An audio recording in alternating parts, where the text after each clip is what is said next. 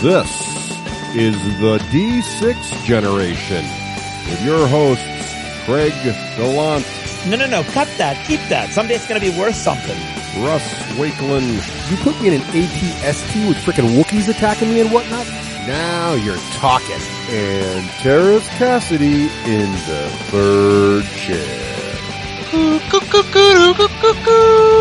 With contributions from Total Fangirl. Vampires do not sparkle. And our loyal listeners. Are you crazy? That's like 400 hours of gamer nonsense. Welcome to another edition of Rapid Fire, the roundtable discussion of all things gaming, coming out to the speed of a plain-walking snow leopard under the influence of a fleet feet spell. Today's edition is brought to you by all of our friends over at Patreon, the guys and gals who keep the lights on. This time around, we're talking about Mike Primo, Jason Brown, Douglas, James Valentine, and Dan Roberts. I'm Geekly McNerdig, and your host today. Our panelists are Russ Wiccan Witch Wakelin and head geek and professional world traveler Teras Chronomancer Cassidy, owner, inventor, originator, CEO, COO, and all-around dog's body at Geek Nation Tours. Let's begin. Issue number 1.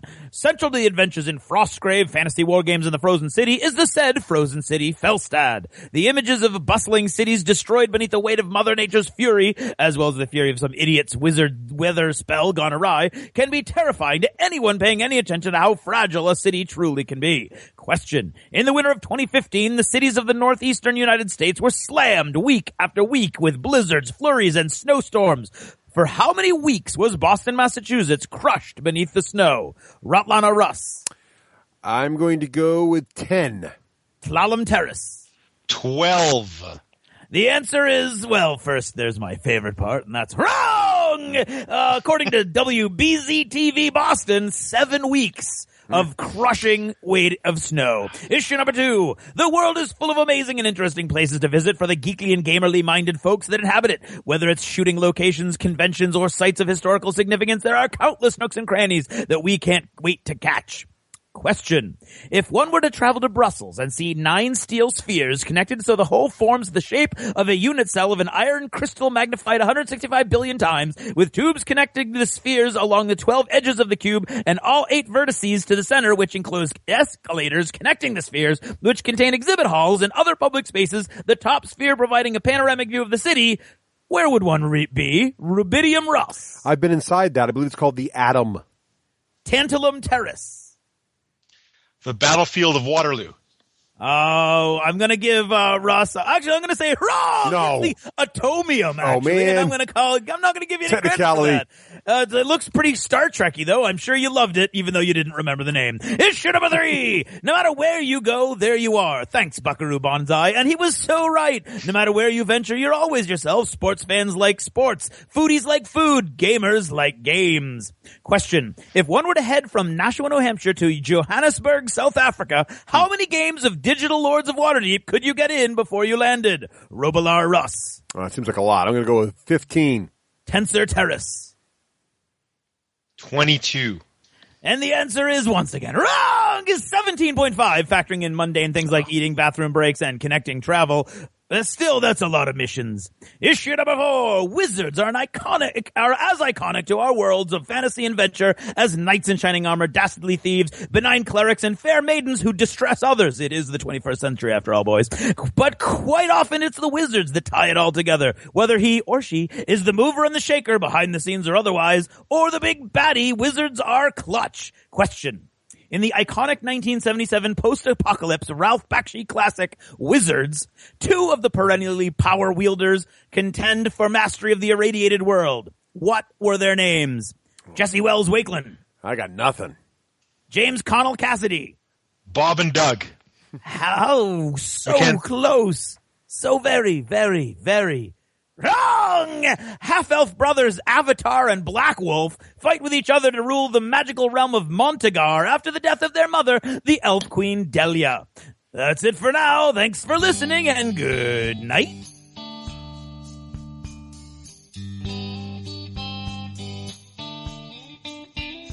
This episode of the D6 generation is brought to you by Battle Foam, protecting your army so you don't have to.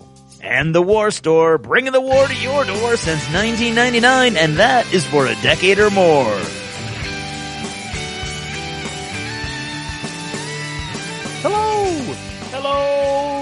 Hello. Hey, and welcome to episode... Nice tone. I know. Episode 175, Craig. They're small. Take two. That's right. Of the D6 generation, I'm Russ Wakeland. I'm Craigalon. I'm Teras Cassidy. Hey, Teras! Welcome back. The big geek himself, the head tour. The big head cheese. The He's innovator. pretty big too, though. The innovator of Canada, the business entrepreneur himself. Yes, that's true. That's true. That's right. Teras, welcome back to the show, Teras. We're so excited to have you here. This is fantastic. I am very excited to be here. I always wanted to say that in front of like a comedy bit, but I've never been able to be up on stage yet. Yeah. So today's you show, could do comedy right now. Ready, go. No. Crickets. you're not, improv's not your thing, Teras. I don't mean to be No, critical, but so in today's show we're going to be talking about Frostgrave, right? Yes. And then also geekly travel, right? As well. Yes, so geekly travel. Exactly right. So, but up first, before that, we have a contest ongoing, Mr. Gallant. Do you remember what this contest is? I do. I remember that you're supposed to create a bumper or advertisement or etc., a short and pithy audio piece that should evoke the golden age of sci-fi. Right. And it should be in response to or support of Space Cadets away missions, or Space Cadets in general, or Stronghold games, or the D6 generation, or all of them woven together. And what do you win? You win a copy of Space Cadets away missions. Yes, two lucky winners will get Two a copy lucky winners of because Space Steven Cadets cannot be stopped. away missions. He's So, the owner. Who's going to stop him? Enter, get it in there, send it to contest at thed6generation.com. Not Russ at thed6generation.com. Not Craig at thed6generation.com. Not info at the D6 generation. No, that's just for general questions. To email us the actual contest entry, it must go to contest at thed6generation.com. Attach some audio credit. because this is an audio medium. And then we will play the ones that are fun on the air. Hopefully they're all fun. And we will pick a winner. And we're going to invite Mr. Bonacor back to help us out a little bit on the picking of the winner part. Somehow. We'll figure out how we're going to do that. But very excited about that too. So this episode, when the next episode after this one drops, that will be the deadline. That'll be it. It'll be over. You'll have a week. So get it in. Indeedy do.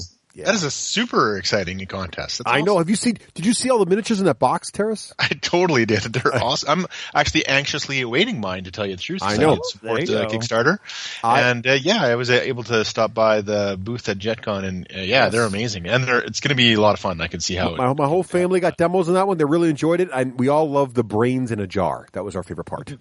Because brains in a jar. It's all good. How can you not love that? How can you not? Now, also, if you are interested in getting some more content, let's say, for example, you just 3.5 hours to 4 hours of podcast every other week is not enough to tantalize your it earbuds. should not be enough for anyone. You can also get more hours of entertainment on the Lost Chapters. And Teras, do you remember what we talked about? We caught you in literally between Dunkin' Donuts and Tim Hortons. Right in the middle there. It was crazy. You couldn't decide where to go, really. It was because you could, because Tim Hortons is not as good as Dunkin' Donuts, but but yes, there was definitely a draw in both directions of some kind.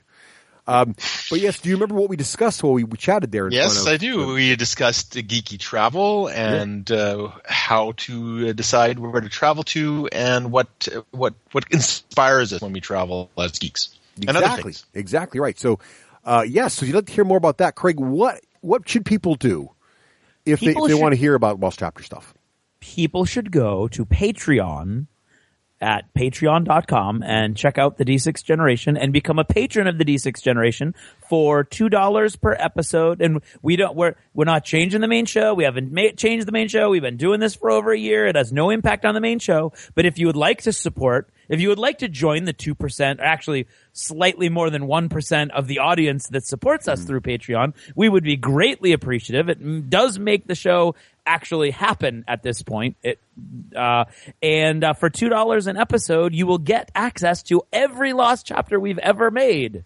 And I believe Craig just informed you that if you join us on Patreon, you will be part of the 1%. There you go. So, the important 1%. That's right. The 1%. Not the bad 1% everybody hates. The good 1%. This is the 1% that gives back. The 1% that, right, you're getting Russ and Craig for $1 each. That's an excellent way to put when it. you put it that way. That is a great deal, in my opinion. Or if you factor in head size, it's $1.25 for one and 75 cents for the other. But that's okay. Either way, we'll figure that all out. Now, let's say you're like, guys, I get enough. 3.5 hours is plenty. I can't really justify spending $2. Who are you? I don't know you anymore. But let's say you want to help out for a cause bigger than us. I would say that you can help us out. What we would like you to do then is help us out on our annual Extra Life Drive, which is coming up November 7th, Craig. It's getting close. That is close. Yeah, it is close. Just got the 2 months away email this week. Right. So to help out with this, and remember, this is the event where we as gamers come together, whether we're video gamers, board gamers, role-playing gamers, doesn't matter what kind of gamer you are. Nope, doesn't matter. We come together and we do basically a game-a-thon, and we ask our friends and loved ones and people who know us to contribute what they can to the game-a-thon. And we pledge to game for 24 hours straight on November 7th or about November 7th if there's some kind of commitment on that. We can't do it. Whatever types of games we want to do. I usually mix it up a little role-playing with my kids, and then I'll try to get some game time at one of the gaming stores with some friends, and then, of course, I'll play play something on the video game box until I pass out the next day.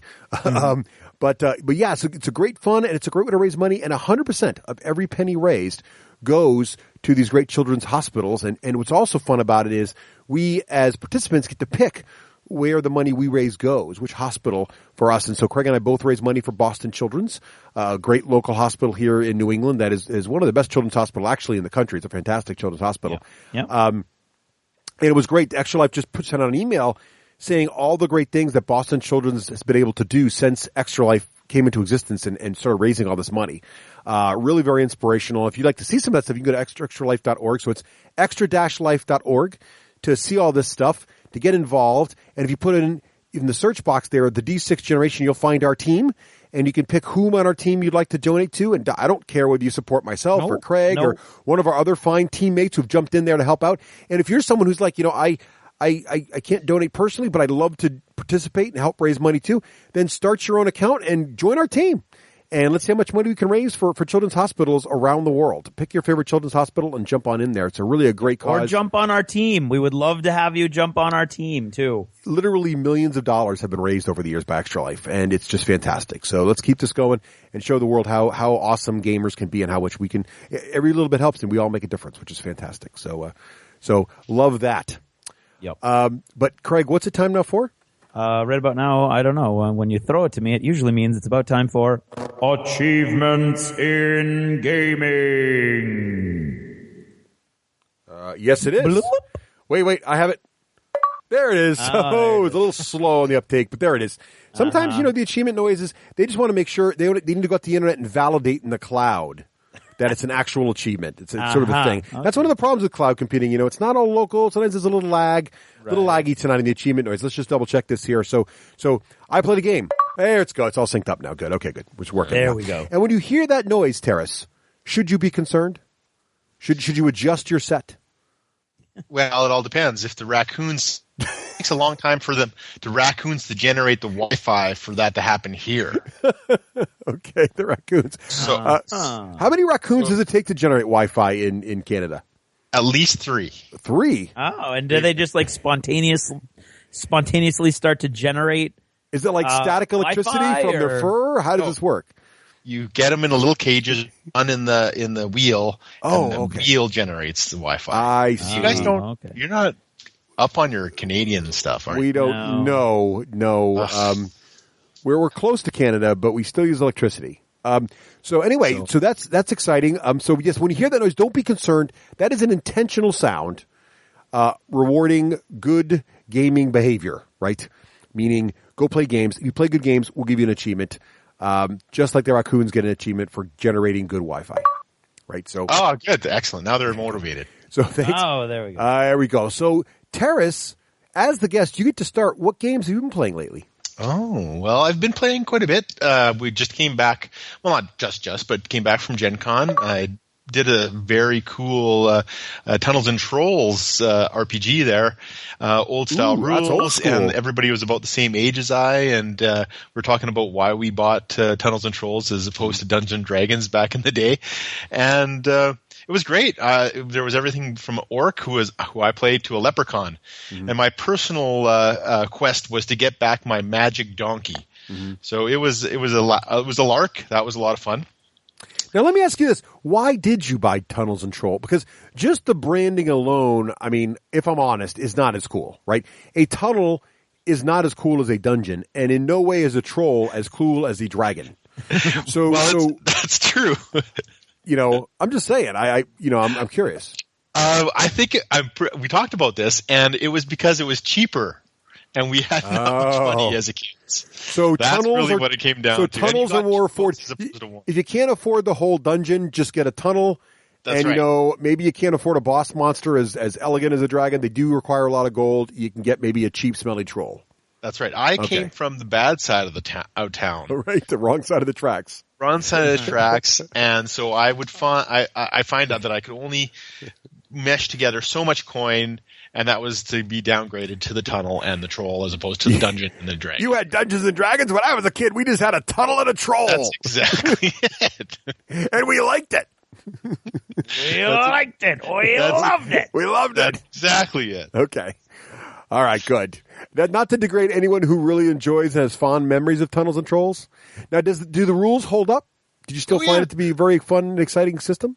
Oh yeah, it was good, and the DM should be commended. He had the great storytelling background, it seemed, and he was able to tell the story really well, move on the game, but let the old guys BS about what they did in the old days, and it was just like a bunch of friends getting together over beers and saying, hey, why don't we do this? So it was a lot of fun. It really was, and as for the rules, I'm not even sure. I mean, we rolled some dice. I have no idea if I actually rolled correctly or not. It was just a whole bunch of fun. Cool. Sitting around like a campfire type of Dungeons and Dragons. There you go. That's the stuff. That's right. Yeah. So, and then I also played The Undercity by Privateer Press. What did you think? What did you think? Oh, it had some good mechanisms. I liked the some of the gameplay, but it didn't give me kind of a sense of a dungeon, more of a tabletop game. It didn't give me that flavor of adventuring that I was looking for. I mean, that's what I was at Gen Con. Every Gen Con, I try to figure out what the next year's theme is going to be for the tour.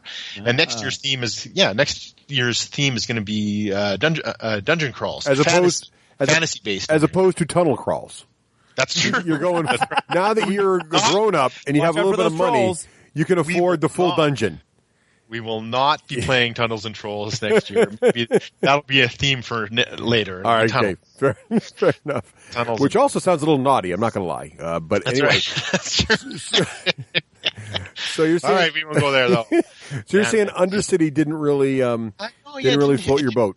Yeah, it didn't have that vibe that kind of you're in a dungeon looking for an adventure type of thing. Have you played it? I have. I actually bought it at Gen Con. I really liked the demo. Now, the demo was very fast and light and didn't spend a lot of time on the story. When I flipped through the book, I could tell there was a lot of story there. But one part about the game I am a little concerned about, but I bought it anyway because Privateer Press, and I love the mechanics and War Machine. But the models are undeniably fantastic, but the board itself is pretty dull. It's sort of a cobblestone street, and there's just sort of square shapes that sort of block out terrain. There's no, it's not like Descent where there's tons of little tokens that make up all the different things, and there's chests and chairs, and none of that. It's basically open streets with corridors. So you're kind of like it gives you the feeling of being in a city, and the combat mechanics are compelling enough where you kind of get really into it, but it doesn't have. You're right. It doesn't give you the illusion of dungeon crawling as much as it does of tactical combat. And so maybe that's a thing. So I had to play it more to figure that out, but yeah. I agree. I think it just feels wide open compared to what I envision of being even a dark city or that Dungeons and Dragons type of city. You know what I mean? It felt almost as if there was terrain in the way instead of walls in the way. For me, anyway. That's how I thought. I mean, it was certainly the mechanic. And you're right, the miniatures are stunning. And if you're a War Machine guy, you're going to love it. So don't. Yeah, it wasn't my thing. But my two favorite ones were Descent. I know that you're a big fan there. Oh yes, I am. This is the first time I played actually. So really? So this is your first chance to play Descent version 2? Yeah. Wow. Yeah. And so what did you like as a Descent noob?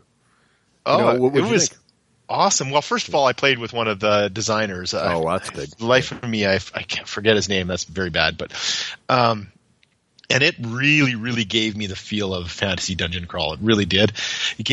We weren't even in the dungeon. We were just, we were walking around outside, and he told the story really well. Mm-hmm. I know that maybe that didn't happen in another city, but that's what I was looking for, right. And it filled that bill. And I really love how they've designed it so that that you've got the Overlord and he's trying to win just like the other guys are trying to win. I love that. Yeah, me too. That's great. Yeah, it's a lot of fun.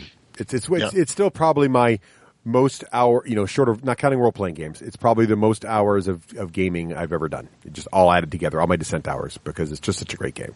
Really? Yeah. Yeah, I could see it. I mean, and there's so many supplements and stuff coming out for it all the time. I had no idea how kind of big it had grown. Oh yeah. And I get it why. And you know what? I think though, my hint would be for me is if you're going to play it, make sure you read the whole story out loud. Do that whole build up of it. Make it feel like a book, a novel, like Lord of the Rings or one of the old style 80s fantasy books, and because it will. It'll make it feel way more cool that way. You definitely want to have the story. What's funny about it is it's an adversarial game. I mean, it's designed so the Overlord is trying to kill the players, but it's definitely more fun if you do the adversarial game with the idea that you're still all working together to tell a story.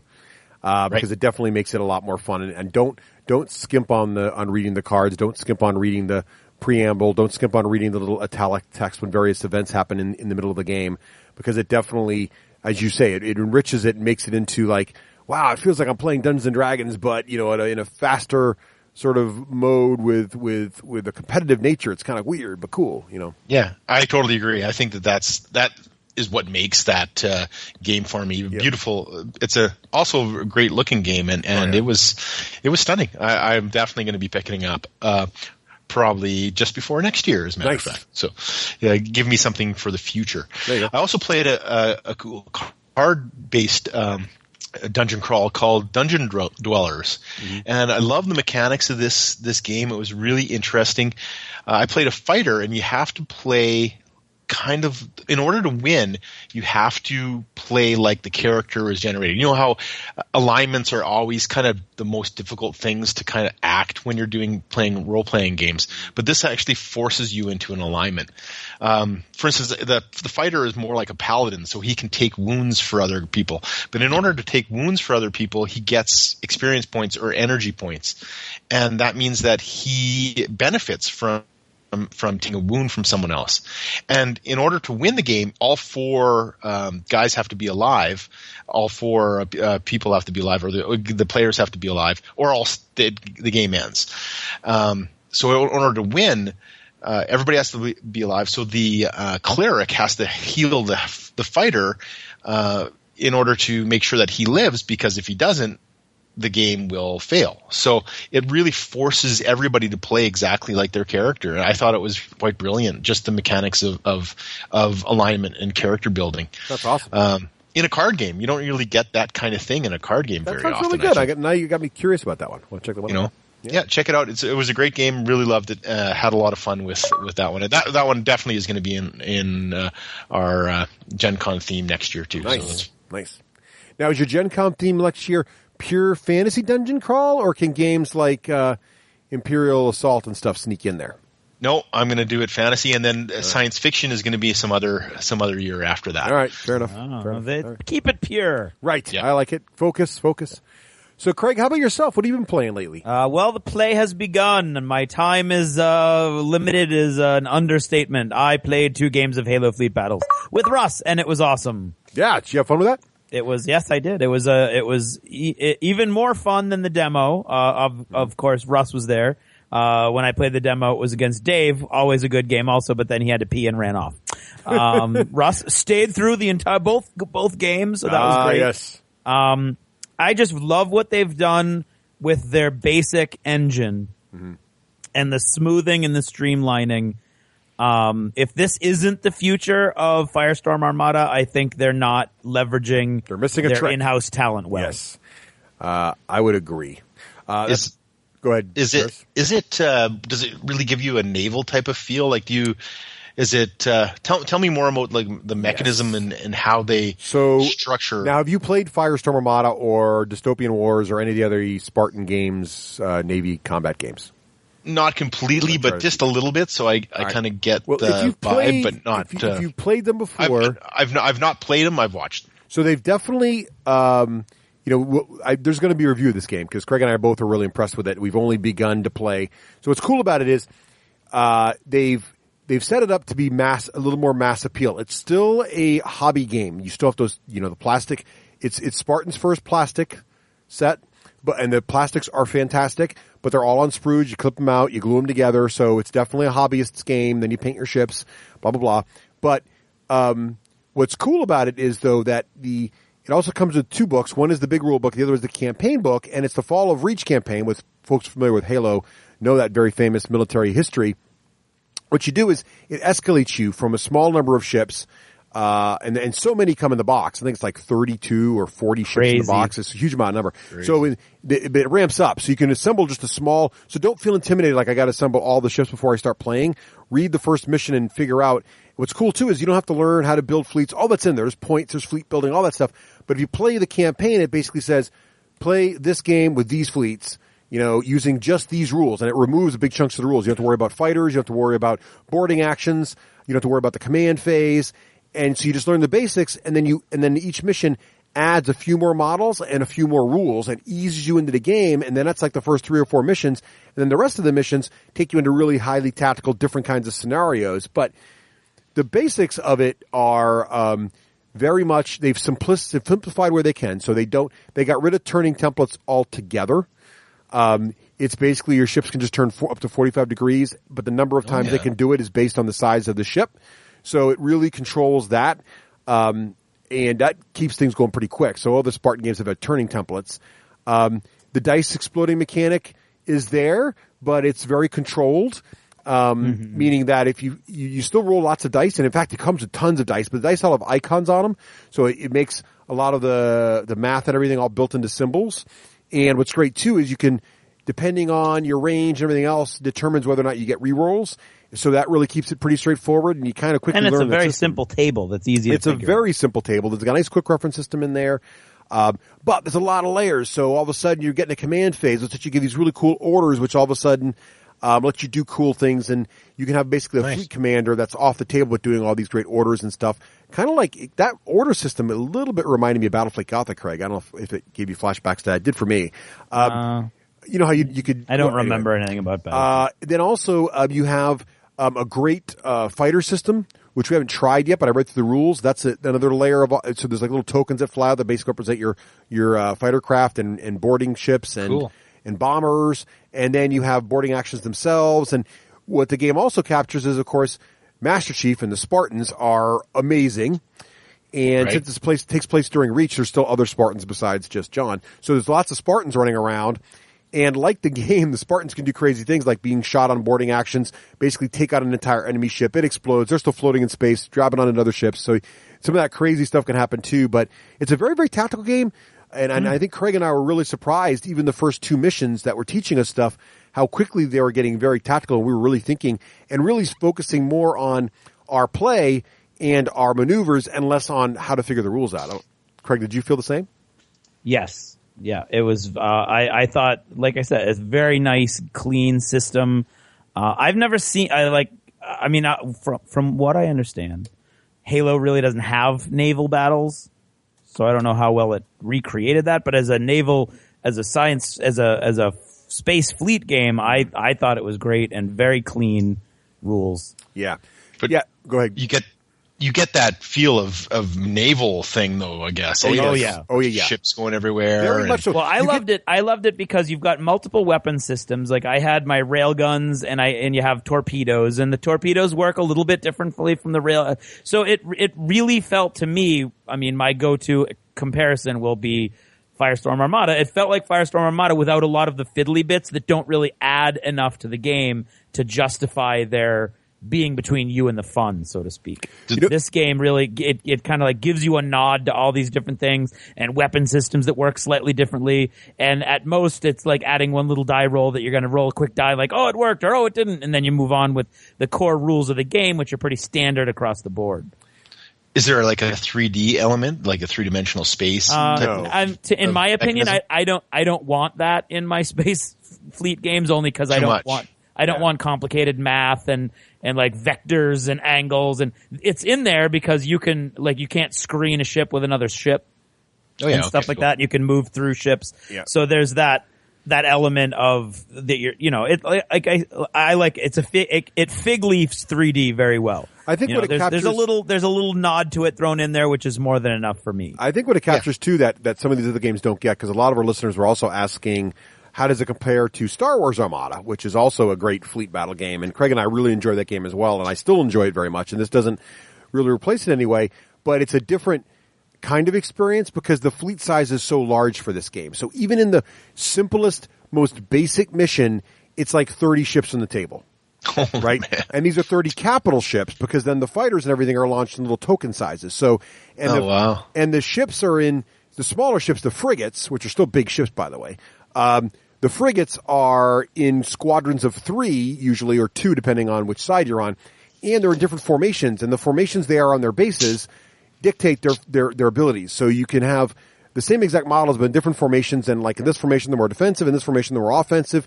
And so you're feeling like it's a larger scale game in terms of model count. Right. Which is a really cool feeling, even though, 10 ships might be only on, or 9 ships might be on 3 bases. But when you look at it on the table, it's like, look, I have this giant armada of ships coming. So it's much more Armada feeling, which is great than even I would say Firestorm Armada or Star Wars Armada. Yeah. So that's a really cool feature. So I like that because it gives you a different feeling. And well, Craig's right. Fleet battles in Halo are always off stage, like they're happening, but they're happening around you, and you're really at a lower level in it. And what's neat about this is it's kind of like you can now reenact those things that you kind of saw in the background in the video game, which is pretty cool. And there is that Halo element of a Spartan or of Master Chief making an assault, and that's in the game. Spartan's not the Master Chief himself. Right. We haven't gotten to that part of the game yet. And there's, as I mentioned, there's commanders that give orders, and you can choose. Now, right now in the core game, there's 2 commanders that are less known in the game, but as they come out with expansions, your commander could be Cortana, for example, or some of the other major admirals and other figures from the video game, so you can kind of see them. So there's definitely going to be these elements and tie-ins, and there's certain, I've already been watching on the Spartan game, like certain iconic ships aren't out yet, and fans are like, we got to have this ship because that's the ship from this particular event. So it's really the model detail also is quite good. So there's a lot going on here to really, really like. I would say the big differentiator from Star Wars is it plays a little faster, and it is and it's a hobby game. And for Firestorm Armada, Firestorm's got it beat on faction count, but this has got it's Halo, so it's got a strong theme that you might like, and also it's a cleaner rule set, plays faster, and plays much faster. And the plastics are really impressive. Not that the Firestorms aren't beautiful, but these are beautiful also. Yeah. So I'll have to take that in. So we'll definitely do a full review on it, but that's the 30-second summary. In 2 minutes. That's the 30-second summary. In 5 minutes, right? So Russ, what have you played? Yes. Other than those 2, let's talk about Halo Fleet Battles again. No. I played some Halo Fleet Battles with Craig. Then played some Blood Rage again. 2 more games of that back to back. We had a blast. I played with that Viking end of the world game. Ragnarok. Yes, a lot of fun. A lot of fun with that game. It's the game that the more you play it, the more fun it gets. It's not super long, so it's about an hour and a half. It took us about an hour and a half teaching it, and then the next time we played it was a little over an hour with 4 players, so it plays real nice and quick, which is nice. And Then I played Olympos, another older Euro game that Randy taught me, which I really liked. We played it once before, and I really enjoyed that game as well. This is a game where it's very Euro, but you're basically taking over the Greek world there, and Atlantis is up, and you're trying to get to Atlantis, but it's basically conquest. Cool. And then also I am planning to play a game of D&D. No, it's not other. Where is Russ? I mean, where is Rafe when you need him? He's wrong. Planning came. So here's planning a game. Planning a game is not games played. Well, you just talked about Teras. You just said Tunnels and Trolls was a good one for camping. So here's my thing. So been playing a lot of D&D with my kids, and now we're going to go camping in a couple weeks here with my niece and nephew and my whole family. And they've decided that they want to play D&D in the evening whilst camping. So I have to kind of, part of the fun I have when DMing is I have, the screen behind me, and I have my laptop, and we have a giant table out there with dry erase markers and blah, blah, blah. And so now I've got to figure out a way to kind of collapse it down into the old school D&D, which is basically a few clipboards and some pen and paper. Right? So, and just don't even use your phone for dice. That's a good idea.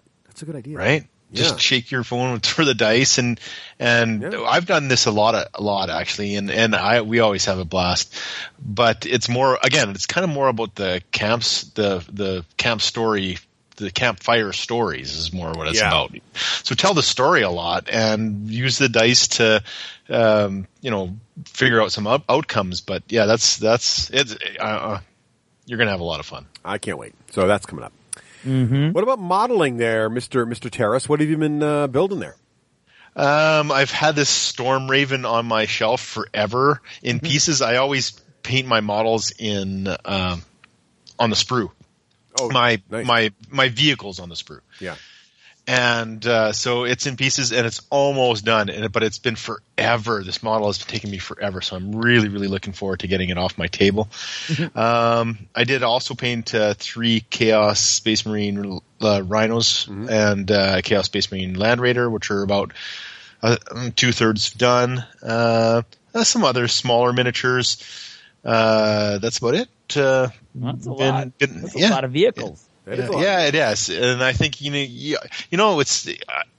I love to do the individuals more than vehicles. Vehicles aren't my kind of pleasure point there, but sometimes you just have to sit down and say, okay, I'm going to power through them and get some filler in. So that's what I've been doing. You need those vehicles. You do.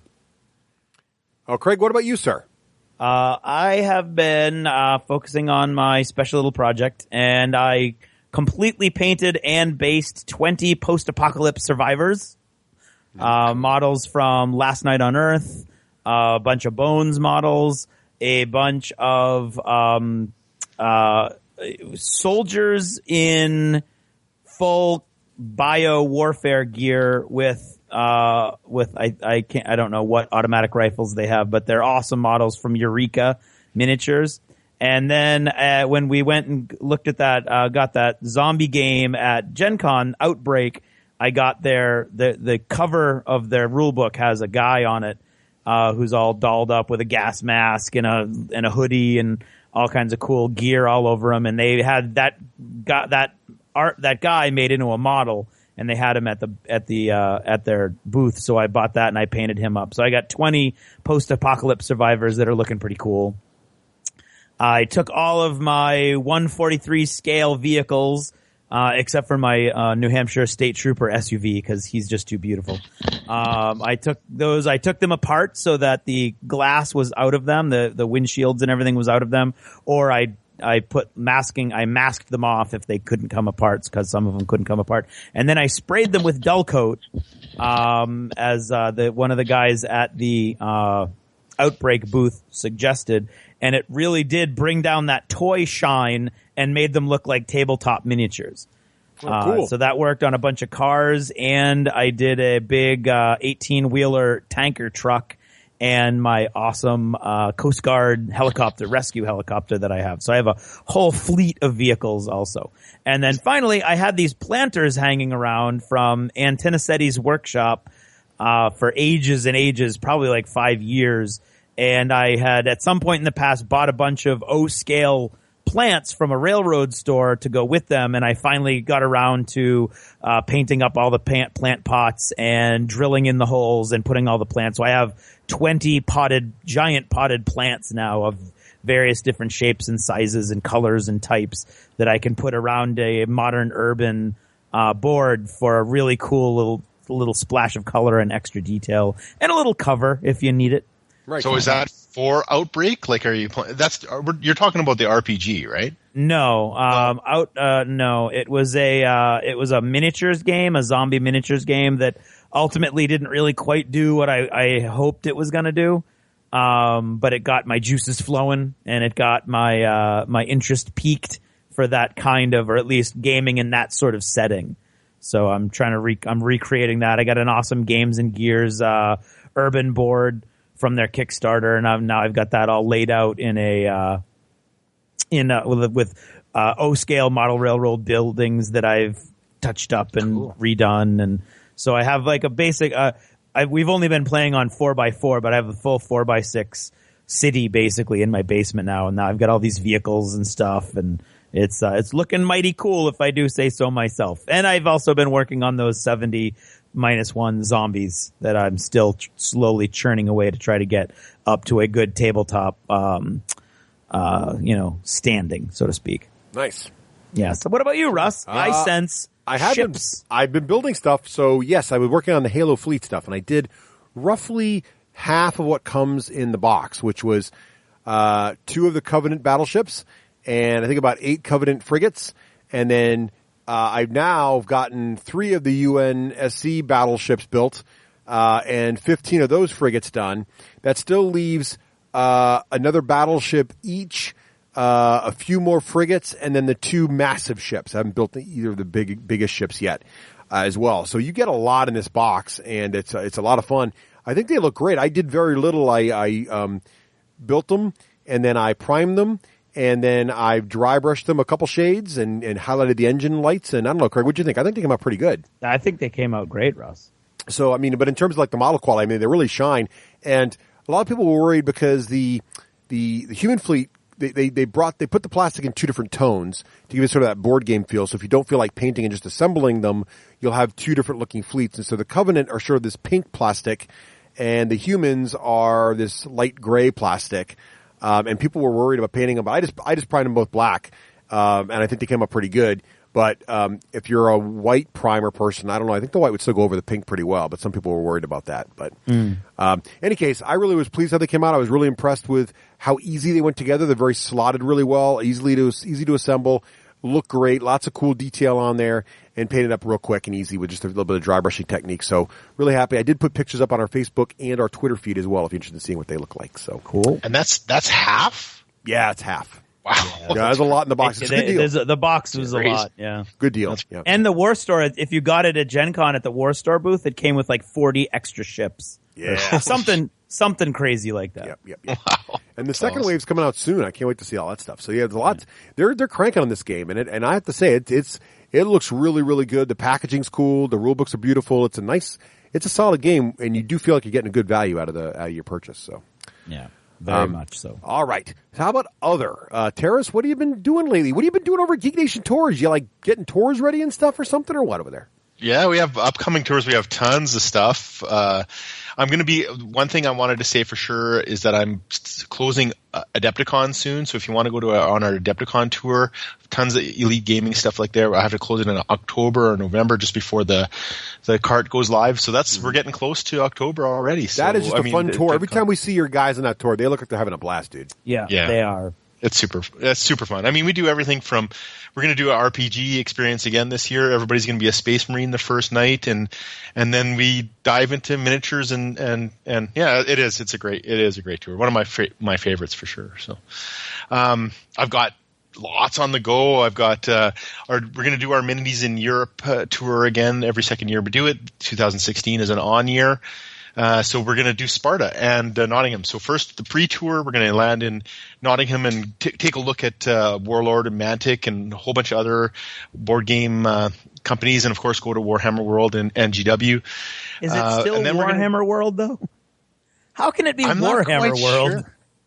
I'm not quite It's sure. the Actually, world- that's it should be the Sigmar site. It's the world Actually- formerly known as Warhammer, is what it is. Yeah, there you go. well, it is for Warhammer 40,000s too. That's so. true. That's Yeah. true. So I'm not sure. Actually, we'll have to They've find lost out. that Isn't it- dichotomy. But isn't I it know- Warhammer Age of Sigmar? They can still say that, right? I think you're right. I think you're right. Yeah. I I'm think they, teasing. you're teasing. I think they do have a huge fantasy statue now, and in addition to the big Space Marine. That's what I've too. heard. So I have that's- heard that. So, and then after that, we fly down to Greece, and we're going to do Sparta. We're going to go to Delphi and Thermopylae and Marathon and Athens, and we're going to game all the time that we're going to go through there. We got the Arena Rex guys coming from Red Republic Games. We're going to have super cool miniatures all the way through. We're going to try to create that 300 feel and do some gladiator type of gaming all the way through the tour when we're there. So that's the goal anyway. So we're really excited about those guys. Yes, This is madness. I know. Isn't it crazy? Oh, that was your cue. That was your cue. No, this is Sparta. Right. Of course. Sloppy, Teras. Sloppy. Oh, There's it was- nothing but that sloppy was there. terrible. Okay, I'm just okay. watching those shows too. How No, that's That's okay. really disappointed. I threw a curveball. Minus 10 geek did, points. you It's did. my fault. Minus 10 geek there was points. no prep on I that one. I must have been spieling. I was somewhere else there for a couple seconds. Yeah. So. It's That's- okay. there's- But there's really yeah, no it excuse. sounds awesome. Yeah, we're really excited about it. It's going to be really super cool. Battlefields and good food and wine and its billed as bring your spouse too. So Well, it should be. Greece is know what? beautiful and amazing. All these places you're going, I've been to every one of these places, and they are awesome for both gamers and spouses. That it's just amazing, amazing stuff. Delphi's crazy. is it? Yeah, it's beautiful Yeah, up in the I've been. mountains. Yeah. I'm super excited about it. So yeah, we're gonna go hang out with them and do gaming all the way through too, Nice. and of course you'll be able to sneak off for a romantic dinner if you want, but it really is going to be billed for bring your wives and we'll meet them in Greece. We'll go to Nottingham, have our gaming fun. The really dense, condensed gaming stuff, and then we'll meet everybody in Greece. So that's really kind of the whole thing. So, and yeah, and of course, Red Republic Games has Arena Rex, and I'm really pumped about that. I got the miniatures today, so super cool. high quality. They look beautiful. They do. Did you see their Medusa? Yes. Unbelievable. It just makes you want to paint. So, yeah, I'm pumped with them, and the game is really cool. Has great mechanics, the whole bit. So anyway, Awesome. we're gonna do that. And then we're going to do again this year is the 140th anniversary of Little Bighorn. So we're going to do a battlefield tour of Little Bighorn. Go to battlefields like Fort Phil Kearny and Wolf Mountain and the battlefield Rosebud, but we're going to also go to like rodeos and campouts and eat beans, which we talk about in the last chapter, and see Buffalo and hang out in old saloons and hotels and Buffalo Bill that sounds Center, awesome. cowboy hats. We'll go shopping for cowboy hats and cowboy boots and even go to a powwow. So it's be crazy. So. That sounds awesome. Cowboy great. boots and cowboy hats. It's pure win. That's right. And we already talked about Gen Con next year, so that's cool. Yeah, so Wow. yeah. And again, You're living the life, man. Living the life. Living the dream, Teras. Living the dream. yes, it is. Is actually You know? I am blessed to tell you the truth. So yeah, Gen Con next year. Fantasy Dungeon Crawlers and Mantic and Cool Mini and Ninja Division is going to be there with us, and the Nerd Herders are going to do a role playing night for us with Dungeons and Dragons, not Tunnels and Trolls, and yeah, so that's we're excited about that. That's Yeah, awesome. we're- That's fantastic. Yeah. Well, that's excellent. So if you want to see all that stuff, make sure you head over to geeknationtours.com for all that Absolutely. info, of course. All that and more. And more. And more. Well, Craig, what about you, sir? What about you watching any shows? You planning any tours? Doing anything exciting? I'm like not that? planning any Teras tours, is doing sadly. some serious stuff right Yeah. there. As far as shows, Dark Matter, I did watch it all the way to the end, and the end was very cool. Was it I worth must it? say. Did it deliver? It delivered. Well, I think they did a really. What I will say is, I think there are some weak actors on the show, but there are some very strong actors on the show. There are some plot. I would say, not for nothing, but I think they have. I don't know who. Like, it's either the second unit director or the fight choreographer is kind of lazy or not really good at putting pictures together, because it's kind of like they're in an empty hallway and it's almost what was that movie where that Compass movie where like that giant armored polar bear just shows up in the middle of the field all of a sudden, and you're like, where was he hiding? Yes. It's kind of like that, where they're like in an empty corridor, kind of gathering themselves in the middle of a battle, and then all of a sudden the bad guys are like on top of them. Let's say mountain goats just showed up in the middle of the battle, and you didn't know where they came from. Yeah, Like I'd have a problem with that too. It's like that. Anyway, so I do see weaknesses in Dark Matter, but I think the plot is awesome, and I'm really engaged with a few of the characters, and one character in particular that was one of my favorites and was absolutely pivotal to the last 3 seconds of the season, which I thought was awesome. All right, so well, I was excited. I'm about out of shows, so I might have to go back to it then. Yeah. You're saying it's worth it. I think you should. I think you owe it to yourself. trust you. mean, but don't think it's going to suddenly turn into gold, because there are still weaknesses. Absolutely. All right. I'm just starting to watch this season of The Strain, which is the zombie / vampire in modern times TV show. That's actually really good. Yep. And I'm really liking that. I think I've seen like 2 or 3 episodes so far. Really enjoying that. Finally getting to the last 7 episodes of the Blacklist, which is awesome, but not really sci-fi. And let's see, I'm still reading Adrian's Undead Diary by Chris Philbrook. I'm on to book 3 now, which is called Midnight. And it's in book 3, he comes right out and tells you how the zombie apocalypse has happened and why, which is very rare in zombie books. Right. So it's a chance. He's taking a chance though, because it's a kind of an intriguing, not the normal vague science-y explanation. So I was intrigued. I had several friends who have read it and told me that I would hate it as soon as I got to that point. And I don't hate it.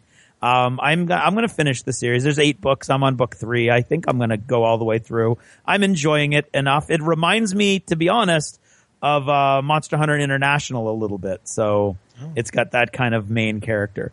And I'm listening to, and I hesitate to even mention this because it seems to be like a firestorm magnet online and on Twitter. I'm listening to Chuck Wendig's Star Wars Aftermath, Journey to Star Wars Force Awakens, which is there's 3 novels that bridge Return of the Jedi with The Force Awakens. And which one is that? Because I think Nicole just started reading those too. What's that? Which one was it? Because Nicole just started reading those too. It's called Aftermath. Aftermath. Yeah. Yep. And it is a magnet for controversy.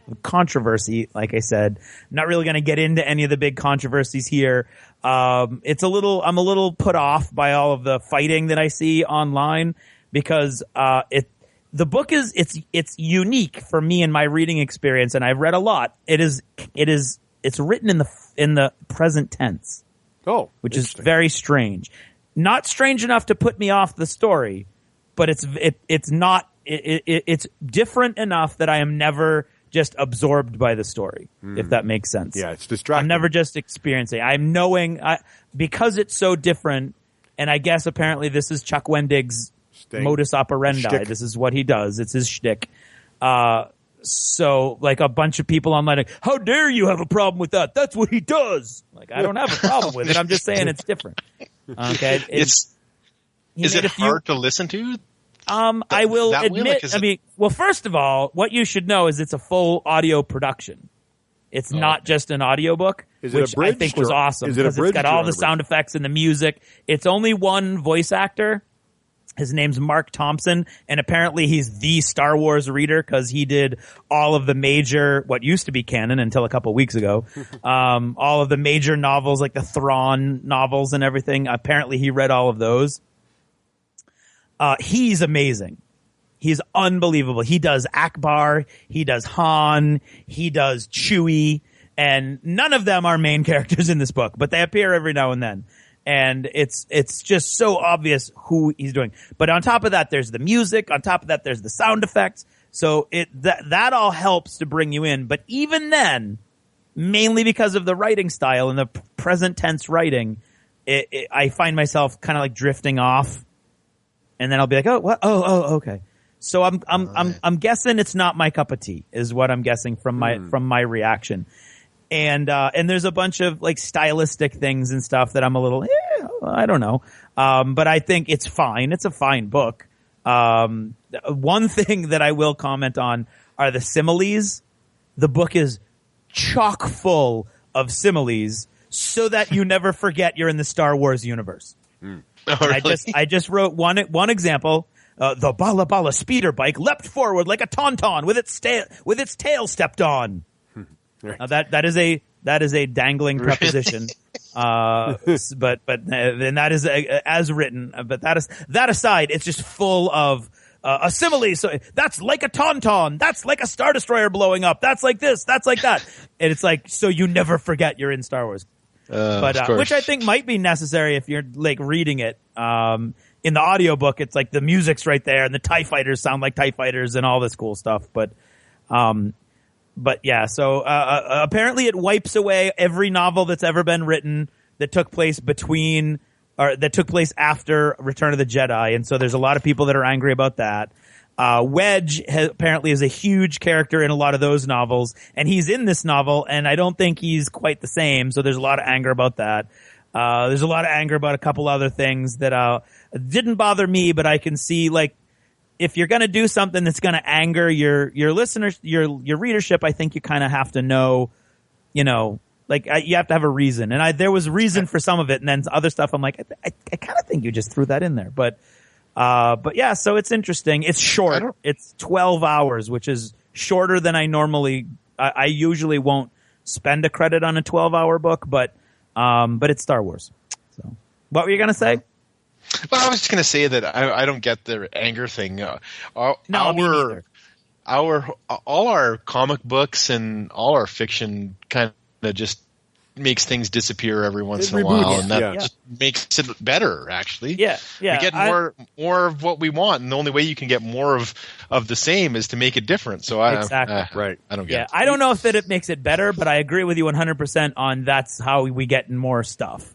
Right. So I'm not angry about any of the stuff that anybody's angry about in the book. Like a lot of people hate that it's not in first person present tense, which is a lot of the reviews were like, it's in first person present tense. Well, it's not in first person. It's in present tense. For instance, Russ is looking at his screen right now. He's thinking to himself, when will Craig stop talking? That's present tense. That's it's also surprisingly accurate. We should do prediction episodes today. No, I think that would be to listen to, actually, to tell you the truth.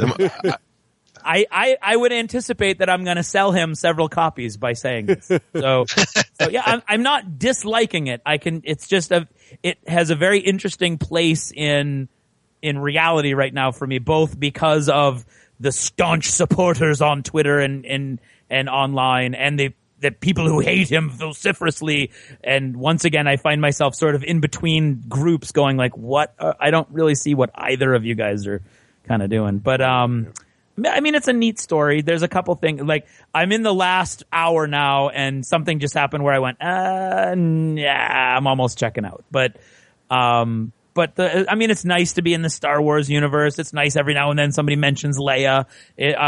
His Akbar is freakishly accurate. Except that every now and then it sounds a little bit like me to Doc Brown. But other than that, and if you think about it, Doc Brown, Akbar, never seen in the same place at the same time. Right. Yep. But anyway, so yeah, that's me. What about you, Russ? Well, real quick, I did finish Mr. Robot Season 1. Have you watched this series there, Teras? I did not. I have heard lots of bad things about it, so I didn't. But then you said good things. It is excellent. It is excellent. It is very, very good. Had some really, really amazing plot twists, which I really, really liked. However, unfortunately, due to another tech podcast I listened to, they spoiled part of it for me. So so I shall not spoil it here. Great plot twist in this show. Highly recommend it if you're into the technical world. Even if you're not in the technical world, it's very, very good. Good television in general. I really like Mr. Robot. Then I started. Now, a while ago, I started watching Sense8. I think I mentioned it on the show. You did. And I kind of checked out after episode 3 or 4. No, say it isn't so. Yeah. But then Russ checking out and giving a bad review. I know, but then, well, I just got it gets a little. Anyway, I got back in episode 5 and 6, and it then starts to pick up. So you start to get some payoff. Basically, the first 4 episodes spend a lot of time on character development without progressing any sort of plot, and so you're kind of like, okay, I kind of see something's happening that's compelling here, but it's not moving at any kind of speed. And all of a sudden, in episode 5 and 6, things start happening. And you get payoff because now the characters that you're vested in, you've been kind of think were interesting, but you wish something would happen to them. Things start happening very rapidly, and all of a sudden, really cool concepts and places they could go with what they've kind of been building up. And the premise of Sense8 is, for those who don't know, is that basically people in different parts of the world can sometimes, and not really knowing how it happens or to control it, can experience what other people are experiencing right now. So, like, it'd be like me sitting here, Teras, and all of a sudden you look to your right and I'm sitting next to you. And I'm like, hey, okay. Teras, that coffee you're drinking does indeed taste like it's got a little chocolate in that. Can I try a sip? And it looks like I'm sipping it, but you're actually sipping it and I'm tasting it through your taste buds. And then all of a sudden I look over and you're next to me where I'm sitting now and you're experiencing it, and it's going back and forth. And then all of a sudden, like, someone gets attacked in a street, right? And he's one of the Sense8 guys, and he's just a dude, and he's about to get beat up. But then all of a sudden, this woman in Korea who is a martial arts expert jumps into him and is like, "Oh, you need help? Let me give you my let me control your body for a minute," and like kicks the crap out of all these guys. Right? So it's like, wow, that is. So it's got all this cool stuff going on. That's not really a spoiler. That's just sort of like that's sort of established, like in the first episode, that these kinds of things can happen, and there's some sort of linkage between people, and you're not really sure why it's. And they're all over the world. Like one of them's in India, one of them's in New York, or one of them's in Chicago, one's in L.A., one's in Korea. They're all over the place, and one's in Africa. There's no apparent connection with these people other than they can sometimes see and be with somehow this other person. And you also get right from the very beginning, there's some kind of organization that knows of them and is doing things or trying to do things with them that it would be less than desirable if you're one of these Sense8 people. So really interesting show, really good sci-fi. It is, I would say the first 4 episodes are slow, but if you can stick with it, you start to get some good payoff. It is a very graphic show, both with sexuality and violence. So I would say it's Game of Thrones level there. So if you like that sort of thing, you'd be fine. If you find that a little too much for your taste, then this will probably be too much also. So, but really enjoying Sense8 now. Also, in terms of books that I think you will enjoy, Craig, still really enjoying the Witcher saga. So I read the prequel, The Last Wish. Yep. I have then read Blood of Elves, and now I'm reading Time of Contempt. So there's a trilogy, Time of Contempt is second, but then the prequel Last Wish is also involved. I would highly recommend reading The Last Wish as well, but I just love the characters. I love the politics. I love the machinations of the wizards and the sorceresses and the kings. It's just, it's so good. The characters are so compelling. The dialogue's great. I'm just really, this is fast becoming one of my all-time favorite fantasy series. So, and are they good sized? Not super big. They're about 12 to 13 hours each in Audible. So they're not super long, Craig, but they are worth the price of admission, I would say. I really like them. Okay. I've been looking for a new fantasy series. Yeah, and these predate. You may have heard of the video game. These predate the video game. So the video game's based on these. It's not like Halo where you're like, I can read some books about Halo. This is a saga that was written, that's really, really well written by an author that's become famous and now made a video game about it. So highly recommend The Witcher. I think you'll like it. It's very compelling. It's a high fantasy universe that's not the same as other high fantasy universes, which is fun. So, yep, that is my story. I think is that achievements, guys? I think that maybe God exhausted achievements. Yeah.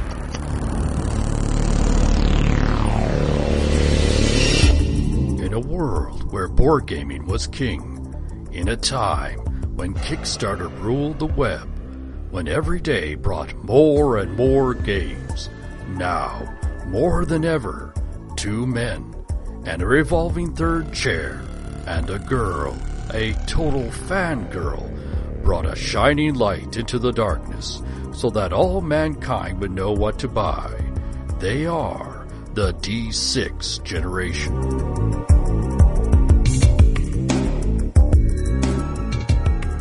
Hey, welcome back, and now it's time to talk about our friends at Wild West Exodus. Yeehaw! The great Western cowboy game with alternate history and laser guns and robotic arms, Craig. Now, of course, or some facsimile thereof. Craig knows all about this because, of course, Craig writes the background material, but that does not taint our love for this game. No, don't let it taint your love for the game. Don't let it taint your love. You know, I have been amazed watching the miniatures for this game evolve. They've always looked fantastic, but the poses get more and more dynamic and more awesome every time I look at the new models. The new Chief Raven with the spirit dude like jumping out of his back and whatnot, that is awesome. Yeah, it is pretty darn cool. The vehicles are getting insane. The bikes, the tank-like truck things, the little walking robot dudes. I mean, there's just so much. There's a lot of robots now. There's robot dogs. There's robot guys. There's all kinds of cool robots. There's like the alien race coming down the pike. There's like this sci-fi thing going on here. This is truly has it all. If you like cowboys and aliens and everything else, and not that IP infringing one, but any of that other stuff, it's all in this game. It's just fantastic. Yeah. So Craig, have you, what's the latest, faction coming down the pike here? Well, they did their Kickstarter a while ago, and I am not at liberty to discuss behind-the-scenes stuff beyond saying that it's looking really good for everything to fulfill at least on time. Nice. And that's adding 4 more factions. Oh my goodness! To the universe. You're adding the Confederate Rebellion, which of course is the tattered remnants of the Confederacy that got pushed down into Florida in the swamps. When the Union started using the dark technology. You've got the Dark Nation, which actually is the story of the Dark Nation is in the next couple of books that are going to come out that I just finished. And they are the warrior nation who they know that to defend the Great Spirit and the Earth, they have to destroy this dark technology. But they've decided that the ends justify the means, so they are picking up that dark technology to use against the wielders and creators of it, but that has corrupted their souls. Ooh, so they're now becoming twisted and an agency of evil, even as they think that they're serving the Great Spirit. Nice. You have the Golden Army, which is the this is the only part that historically speaking, I think it has something to do with the Fountain of Youth. The Golden Army is conquistadors right. and Mexican banditos combined into a very beautiful looking wild. It only could happen in Wild West Exodus, really. Right. Lots of cool stuff going there. Yeah. And they're also using the evil technology as they come sweeping up out of Mexico to take advantage of the fact that the contested territories are all being ripped apart by all these different factions. And then, of course, you have the Watchers, who are the alien-ish race from another dimension that these are the creatures that are the servants of the Dark Council, who are the beings that are sort of like instigating all this violence. And if the good guys rise beyond a certain level and show their true power, then the Dark Council is going to unleash these Watchers to try to wipe out all life on Earth so that they can start over. So 4 whole new factions, which brings it up to, I think, 10. It's crazy. It's awesome. And if you want to check out all the crazy awesomeness, you got to head on over to WildWestExodus.com.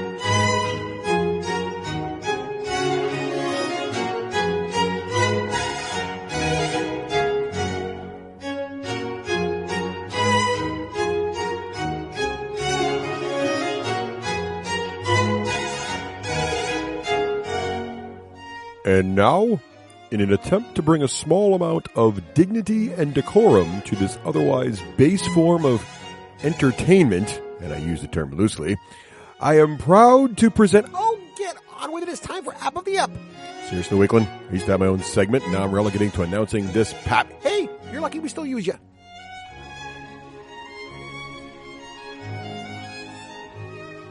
Hey, and welcome back to another App of the Ep. This time around, it's Minecraft. But Actually, it's a variation of Minecraft. Of course, you all know about Minecraft now, so that would be a very exciting one. But you know what just came out is Minecraft Story Mode by the folks at Telltale Games. So Telltale Games, those are the guys that have done all the Lego games.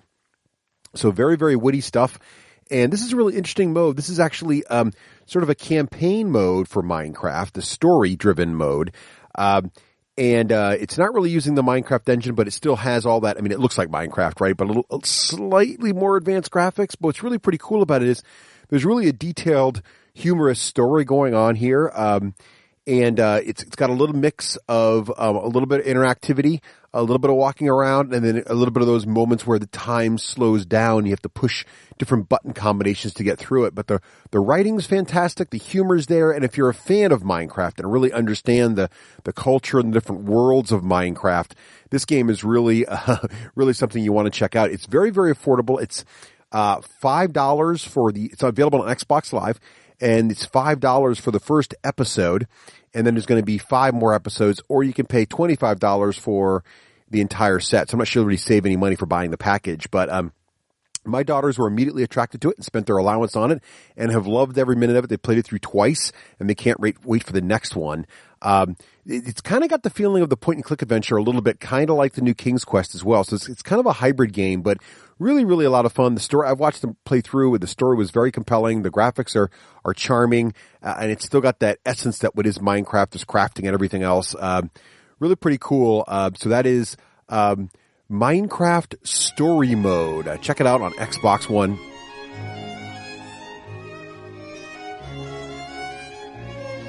Thank you for listening to another scintillating edition of App of the App, a segment in which, hey, less of that, more just getting on with the show. Seriously, Wakeland, you are like school in summer.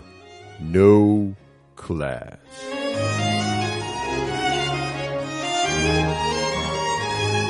Hey guys, so first of all, well, we've got Teras here, as you know. We do. Second of all, we remember Gen Con, where Dave and I threw down and were actually playing Frostgrave in our hotel, having brought everything with us. And I'll tell you that it was a pretty a long slog with all of the stuff you need to play an entire full-size miniatures game in your hotel room. So I gotta say, there's gotta be a better way to game when you're traveling. And I thought, who better to talk to about gaming while you're traveling than Teras? That's right. And then Russ, I'm sure, will chime in too. Exactly. We can ignore him and focus on Teras. Man. So, first of all, what are we talking, like, where are we trying to game when we're out there, guys? Like, I know I don't game as much when I'm traveling because I'm herding teenagers around the planet, but I have played a game occasionally, but I know you guys, it's sort of a focus of both of your traveling. So what are we talking about? Like,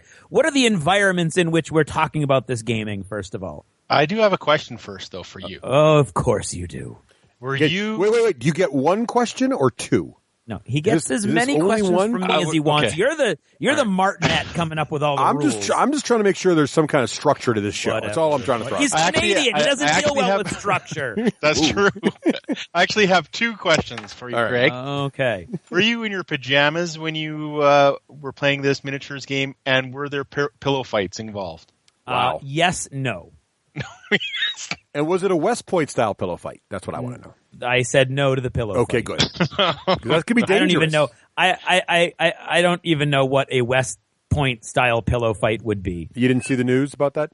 Oh, yes. See? Current events. Yeah, no. In the show. Look at you. That's how I did that. Throwing in a current event there. There you go. No, even when I was in military school, we weren't doing anything like that to each other.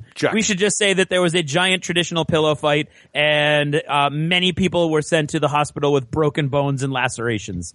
Yes. So that's to the listeners we have around the world who maybe don't care so much about pillow fights. Current events, people. Anyway, follow the news. That's all I'm saying. Okay, so I answered both of Teras's insightful and incisive questions. So back to my question: where are you guys doing your gaming?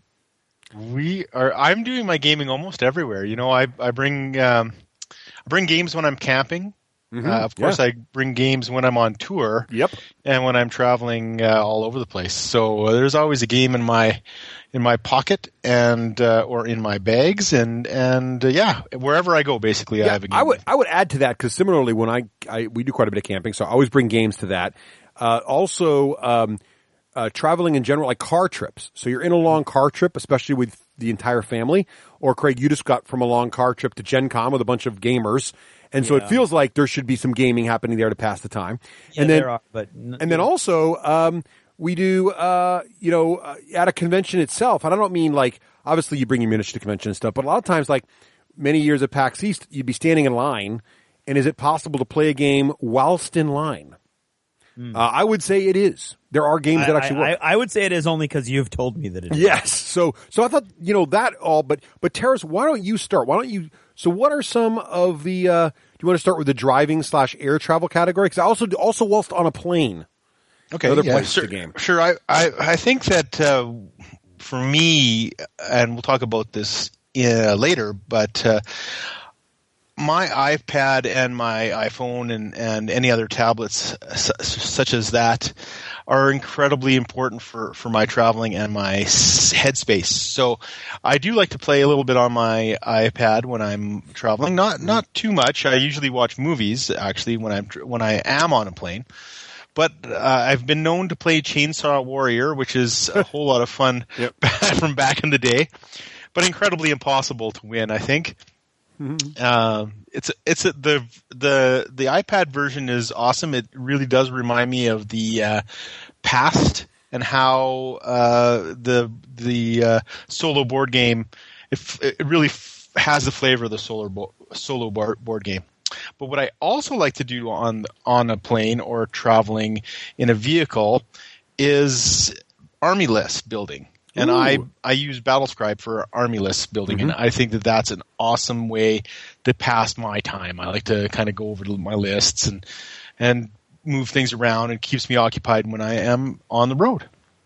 Very nice. I didn't even think about army list building. Craig, do you guys do that when you're on the trip to Gen Con? Do you guys go through and say, you know what we should do? We should build, this would be the ideal list for kicking people's butt in Game X. No, we do things like what's everybody looking forward to, and then other stranger games. They're all verbal. Now, I have to say the thing that I always think about when we're talking about traveling and gaming was the very first time Teras had a tour that went to his big UK tour. And the people who were going on the tour were talking about the fact that was when Privateer Press was making its big publishing or its big PR push and was providing starting war bands across the world.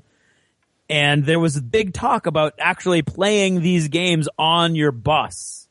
Teras, so how does that happen? Because I've always been fascinated by those stories, but there were never details. Sometimes those games degrade into just silliness. For instance, one time we had beat on the characters type of game where everybody would roll off to see who's the kind of like what they used to do in White Dwarf a long time ago. Have a character, two characters, and then they would battle over the in the bus, and that's really what it came down to is character versus character rolling, which is also important on the iPhone. Rolling your electronic dice. So right. So that's more what happened when we were basically on the bus itself. We play games. We very much on my Battlefield tours do question and answer type games, and for usually has some point values there. I should have mentioned that also. All the Battlefield tours, we definitely have and the Star Trek tour for that matter, have a who is the smartest in a very specific genre. So yeah, we do that too. So there's always something going on. I also let them sleep a little bit every once in a while, as you know, because I am like a military sergeant when they get off the bus. Then I really have to make them home. So Interesting, very neat. But what do you do with what do you do for a table? No, it's all in the mind. Yeah, it's all. Oh, gotcha. Yeah, okay. it's all. All right. Well, there goes my whole theory that he had some really cool thing that like interconnected around the seats of the bus, and oh well. You know what I should have is really big dice, and then you can roll them down the. There was There you go. You could do that. Do you remember? Wasn't Yahtzee. Will, one of our friends was trying to build a portable? Was it portable Blood Bowl or portable? There was an effort doing the magnetic portable Blood Bowl and magnetic portable Epic. Do you remember this for a brief period of time? Yes. But, hey, so Craig, do you remember when we first went to Games Day back in 1999? 1999. 1999. Were you in space? 1999. No, it was not Space 1999. Oh, I But get we first went to Games Workshop Games Day in Baltimore, and we drove. And while we're waiting in the Baltimore It's kind of Convention like the Center, moon, actually. so we're outside. You know, it hasn't opened up yet. We're all excited to go in the first time, and we were playing Warhammer 40,000 like on the concrete out there. Do you remember that? Yes. So, and we were just using for like terrain, like just there was some packing material. You had to do something. Yeah, so we were just playing 40K right there on like the concrete right in front of the thing. It was kind of hilarious. But I would not describe 40K or really any very many miniature games as a portable gaming environment. But it was a blast. And so we've done crazy things like that. But I was thinking more like, but here's a game I do remember. Do you remember, or Teras, are you familiar with the battle book games like Lost Worlds? Do you remember these? Oh, no. So these are awesome, and I still have these. And there was a time in about 1999 where Games Workshop made their own. So here's how these used to work. So back in the day, like the late 80s, early 90s, a series of small booklets were published. And each booklet was a different combat character. So it might be a lizard man with sword and buckler, or a skeleton with a sword, or a elf with with an axe or something. And there's all these different, and they were all D&D style. It wasn't D&D licensed, but, high fantasy style creatures, and both bad guys and good guys. And the idea was that each player would take one of these books, and you'd also get a little reference card for the different moves you could do. So you could do like a high swing, low swing, heavy swing, whatever, tail up if you're a lizard man. And so Craig and I, you'd go to a starting page and you exchange books. So you keep your own move card, and I give Craig the lizard man book, and Craig gives me the Elf Warrior book. And now what happens is I'm looking at the Elf Warrior. So it's like I'm looking through the eyes of my lizard man, and there's a page opening, and there's the elf standing there with the sword and shield up. And so Craig and I each pick a move, and then we go 1, 2, 3, and I say, I'm doing a high swing, and Craig says, I'm doing a high block. And we reference on our card and tells you which page to turn to. And then you turn to that page, and it shows what the lizard man is now doing and what the elf is now doing. And some pages indicate you take wounds, and you go back and forth, and it's sort of like seeing each other fight until one of you is victorious. And it was a lot of fun. And then Games Workshop somehow discovered this old, and it was out of print since like the early 90s. So it had been, or even the late 80s, it had been, but there was a bunch of them. And I had the whole set of Lost World books. I used to play them in college all the time. And then Games Workshop republished them, and they had a Sisters of Battle and a Space Marine and a Chaos Space Marine and an Eldar, and they had a whole series of these as well. And they are a great, great, great driving game, because not while you're driving, but anybody else in the car can play them. So you can give them to two guys in the back, and they can do battle. It's a lot of fun, and it's a great way to play. It's also easy to transport. You just carry a bunch of little books with you. So it's also fun to play while you're in line at a convention or whatever. So if you can find these old books, I would definitely pick them up. They're a lot of fun. I don't think they've reprinted them in a long time, but Games Workshop made them, and I forget what GW called them. Craig, do you remember? I don't. That set belonged to you and your brother, and they were like huge. Whenever you brought them out, we loved them. They were awesome. So Lost Worlds was the original series, the fantasy one. I still have those.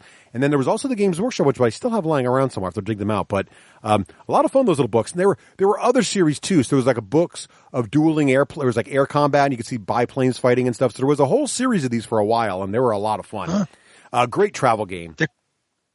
Kind of like a game form of build your own adventure type of thing. Yes. Yeah. Yes, exactly right. Now, speaking of that, interesting. I have another great travel game.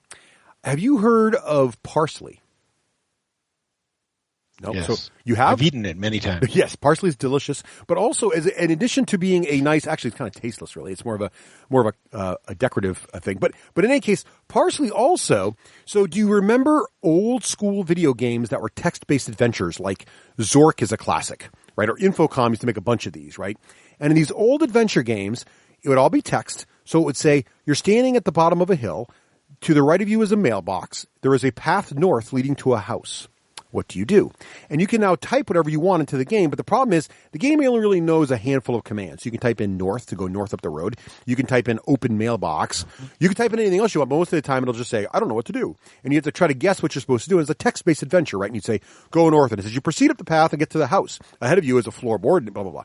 Right? So it tells you what to do. Well, anyway, so someone had the bright idea, and they made this game called Parsley, where they printed a similar style adventure on a sort of a glossy reference card. And they sell these at Gen Con a couple years ago, and I got a bunch of these.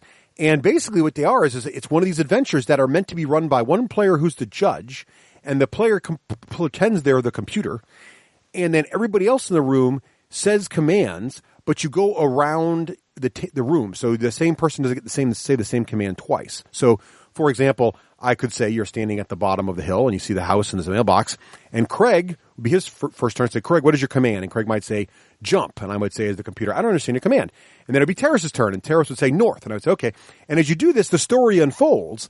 And then what's really funny is everybody, and this is another fantastic driving game that even the driver can participate in, because just make sure the guy running the adventure is not the driver. So he's kind of like the DM reading the thing, and everybody else just gives commands, and the driver can also give commands, and then everybody starts talking like, well, we should go north, we should go up, we should go down, and everybody gets confused, and if someone does the wrong direction, it's actually pretty hilarious. A lot of fun as well, and that is Parsley. But then I made the discovery that you don't just have to use Parsley. So it's become vogue now to put text-based adventures on your iPhone. And so essentially this is the same thing, but it's now these text-based adventures are back. So what you could do is have someone run their phone and just read what the phone is saying, and then again play the Parsley style game as well. So there's a lot of ways you can play this Parsley thing. It's really quite a lot of fun.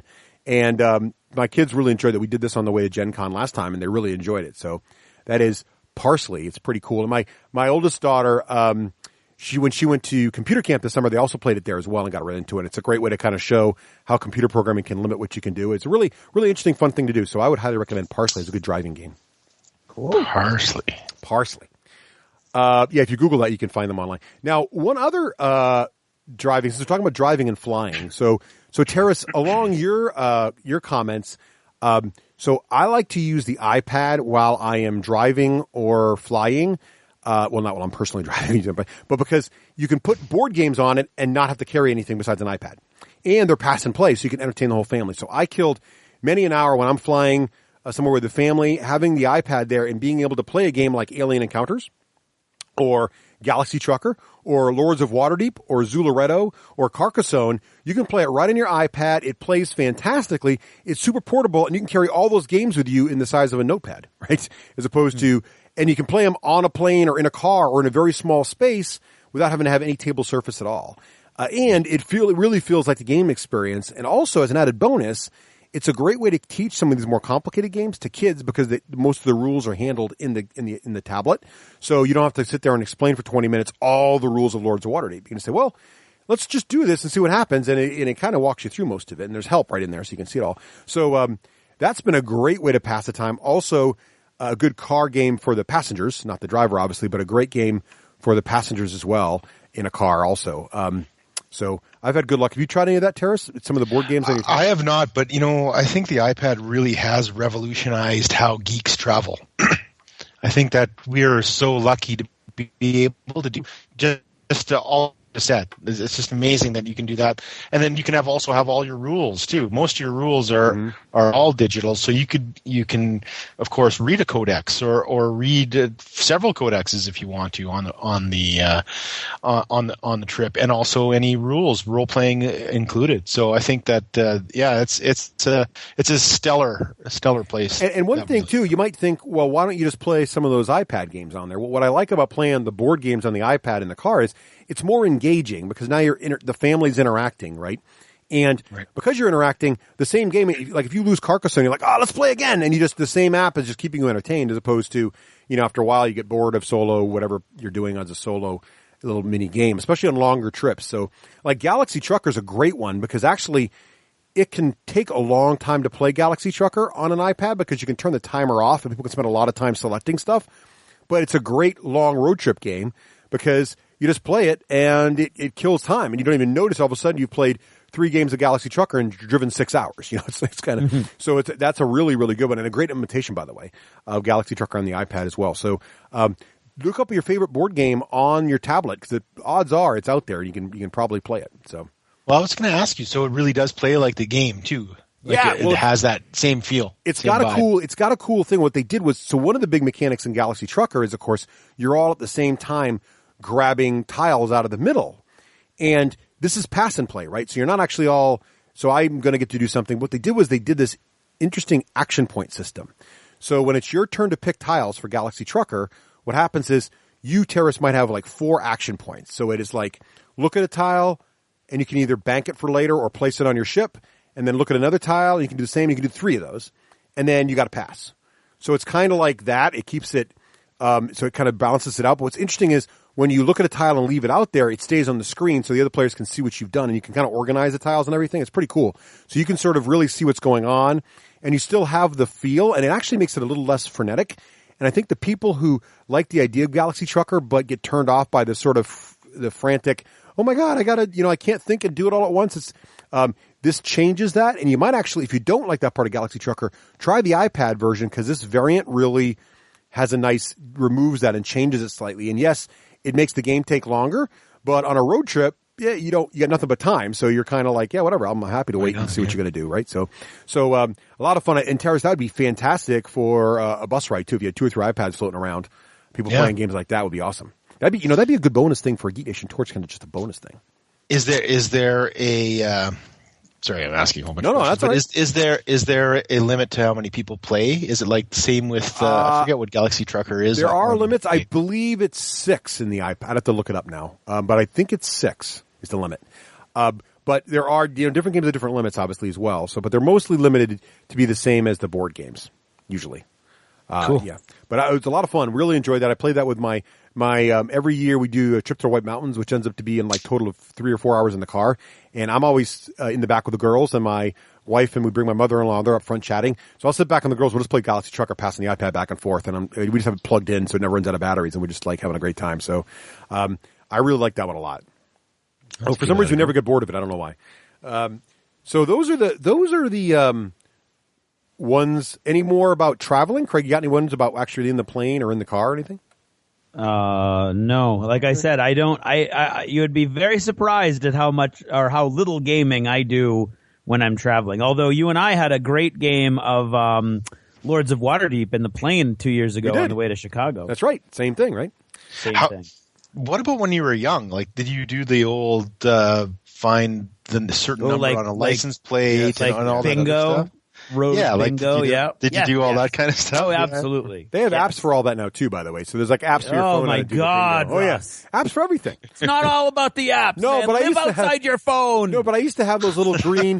Do you remember the little? I used to have the bingo boards. Like, this is before phones, right? So you had the little cardboard bingo boards with the little slidey red doors. Yes, you remember these? Yes, things? they still sell those. And, right, at craft stores where people go who like to use their hands. Well, I use my hands on my phone.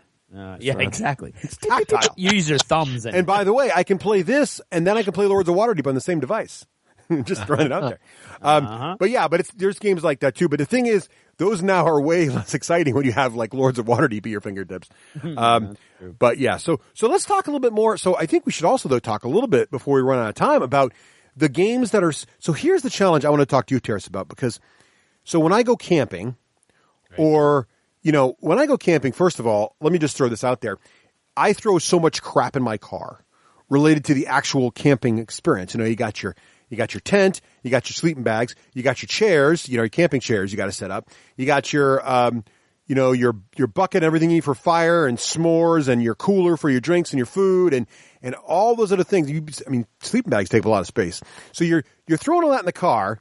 And then you want to bring some games, but you certainly don't have room, unless you're driving like a Winnebago, you don't really have room for that tub of games.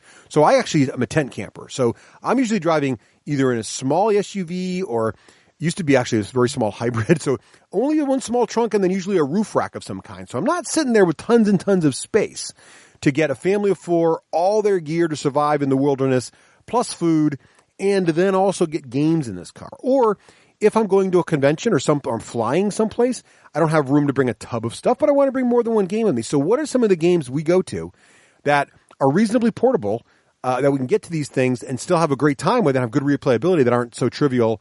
Obviously CCGs fall into this category, any of the card-based games, but let's look beyond that a little bit at other board games. What else can we do? What are some of your favorites in this category, Teras? Well, I think one that should be mentioned is role-playing right away. I think that you could role-play anywhere with whatever, right? And I think that that's really the beauty of your iPad, too. You can bring your rules with you. And there's several other cool games that have miniature books for your role-playing. So role-playing should be even discussed as a family. I actually role-played with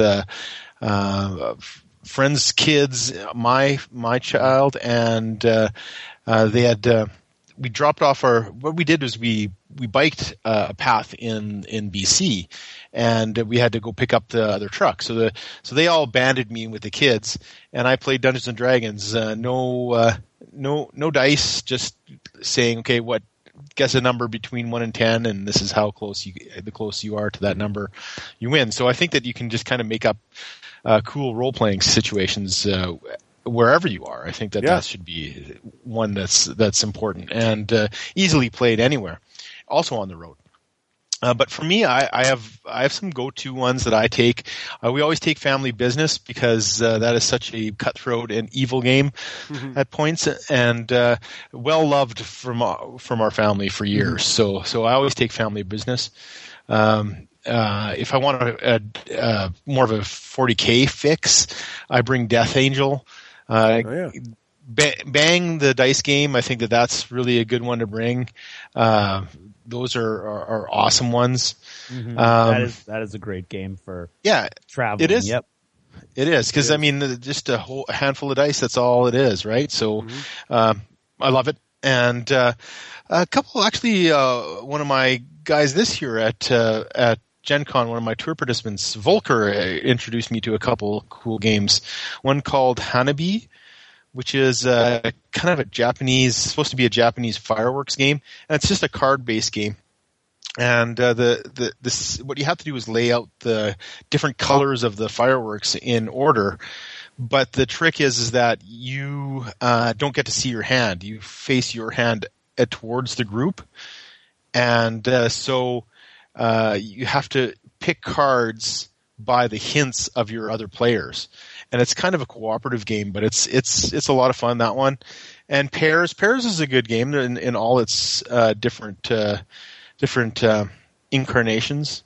Mm-hmm. Those are really good. And so small games. Cheap Ass Games has a lot of cool small games that you can kind of put in a really small container and bring with you. So those are my big ones that I kind of go for. I've got another one, but let's leave that one for later, I think. You know what? I will mention Eons.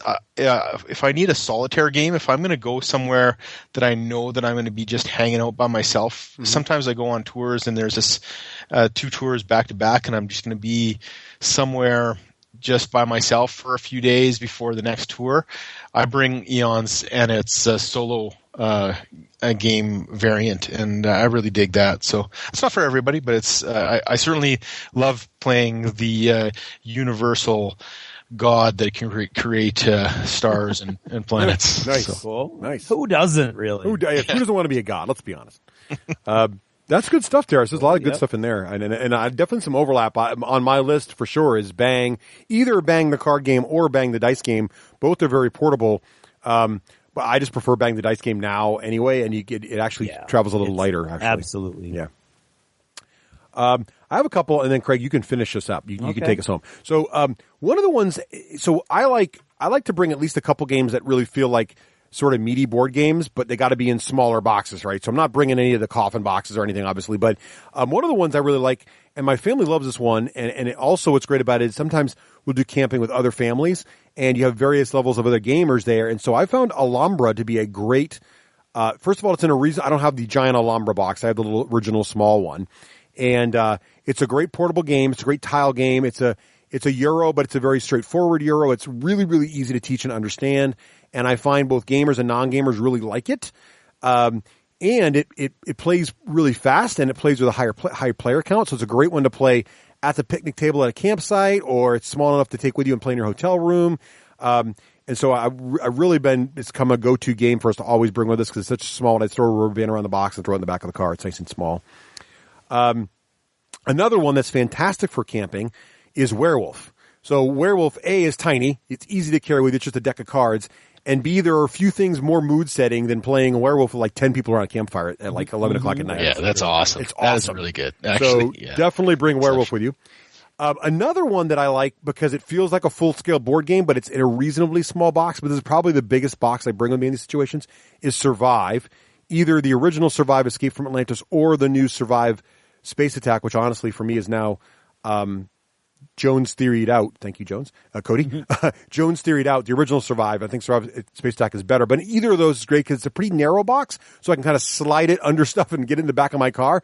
And it has that full board game experience. It's another one that's easy to teach, easy to play. And then any of the card games, right? So Race for the Galaxy has been a go-to one. I love that game. It's got a lot of nice depth to it, and you can play it really. It takes a little while to teach people it, so it's not a good for non-gamer ones. But once the family knows it, you can play it over and over again. It's great anytime. My girls always bring the My Little Pony CCG. But one other game that you can actually play just about anywhere is Pieces of 8. Have you guys seen this game? I think we played it once. Maybe we talked about it on the show once, Craig. It comes with metal coins, and they're like pirate coins, Pieces of 8. Yep. And each coin's got different iconography on it, and you build a stack of these coins in your hand. So it's played in your hand. So you hold the coins in your hand, and then you reveal them in a certain order, and it lets you do certain things to your opponent's ship, who also has coins in their hand. Yep. And if you damage, you lose the coins. It's a very simple game. You can play it it was actually designed to be played while standing in line. So you can play it while standing in line at a convention or at the movie theater or whatever. It's a lot of fun, and the components are cool. Very straightforward game. I really like that one a lot as well. And again, it fits in two small little sort of coin pouches. And you can play with more than 2 players if you own more than a couple sets. The only downside of this game is it's kind of pricey because the coins are nice and metal. So to have enough for 4 or more players, you need to spend a little bit of money to do that. But I do like that one as well. So those are some of my go-to sort of reasonably small portable games. What about you, Craig? Okay. Well, I think fitting into the same category would be the games that I bring with me when I'm just in filler game mode. Yeah, sure. Which I have a whole bag of. So first, I'm very surprised neither of you mentioned the Tiny Epic. Yes. Yeah, good choice. Yeah, right. What is it? Game Line Games? Yes. I can't remember how they Tiny pronounce Epic it. Kingdoms is fantastic. My daughters love it. Tiny Epic Kingdoms, Tiny Epic Defenders, and the up-and-coming Tiny Epic Galaxies. Now tell me about Defenders. Have you played Defenders yet? I have not. Okay. So I can't. All right. But I would. All right. If I could. Roger. But I can't. So I won't. All right. So, but Tiny Epic Kingdoms is awesome. And quite often I will use that in class when they're doing, testing that takes out most of your kids and guts your class and leaves you with 5 or 6 kids left. We'll play Tiny Epic Kingdoms. It's really easy to pick up. It's really easy for the kids to learn, but at the same time, it's got all kinds of cool choices, and it fits in a tiny little box. Thus the name. Ninja Dice is another great game. Excellent choice. That comes in a tiny little ninja, like a plush ninja head. Coolest packaging ever. Coolest packaging ever. Very, very easy to transport. I mean, the whole thing is like 2.5 inches square. So, and plush, so you can crush it into wherever. And you don't even need to, I mean, if you're really tight, tight for space, you can just put all that stuff in one little baggie and throw it into a little pocket of your backpack or whatever. Dungeon Roll is always a cool game. Again, super, super compact, easy to transport. Werewolf, like Russ said, The Resistance is a great game. It is good. That's another Likewise, good choice, you need a table to play around a little bit more because we played that in Japan. It was a gas, actually. Yeah, I should have mentioned that one. That was an awesome one. Yeah, I have to say that unless you're getting into a really big group, I kind of prefer The Resistance at this point, mainly because it kind of there's no player elimination, and it goes much faster, and it has little cool tokens that look like guns. So I think Resistance is better for smaller play account and if you have a table. I think if you're more like just sitting in camp chairs, you're better. Yeah, you can't do it sitting around the campsite. And then, lest we forget Smirk and Dagger's little entry into this, the Dread Curse, that pirate game. Excellent choice. Yeah, right. That is, again, it's got that bag and you've got little cards that tell you who you are, and that's pretty much it. So you can pretty much play that game anywhere. Although there's a big pile of coins, I think, that are like but you can make that work. Victory points, but you could easily make that work. Yeah. So yeah, those are. So I could provide a little more than I thought I could. See, look and of course, you did well. You did. There's always miniatures games if you want to load your entire suitcase up with terrain and all the stuff you need to do a miniatures game, which which we do proved sometimes. could be done, which is insane. But I have to add another one. Kind of a note to what both you guys said is that you can really break down games. I bring Space Cadets Dice Duel with me a lot, but in a zip-locked container. Right. Yeah. You know what I mean? I break everything down and put it in a Ziploc, couple of Ziplocs, throw it into my bag. And that's a really good one because, especially with Die Fighter, you can play up to 10 players. Mm-hmm. So I played that a lot on the road because it's such it has a large participant amount. Right. So I bring that one, but don't be shy about breaking down your games and putting them into a Ziploc. You might get them into a smaller container and be able to bring them wherever you want, no matter what the game. Yep. Absolutely.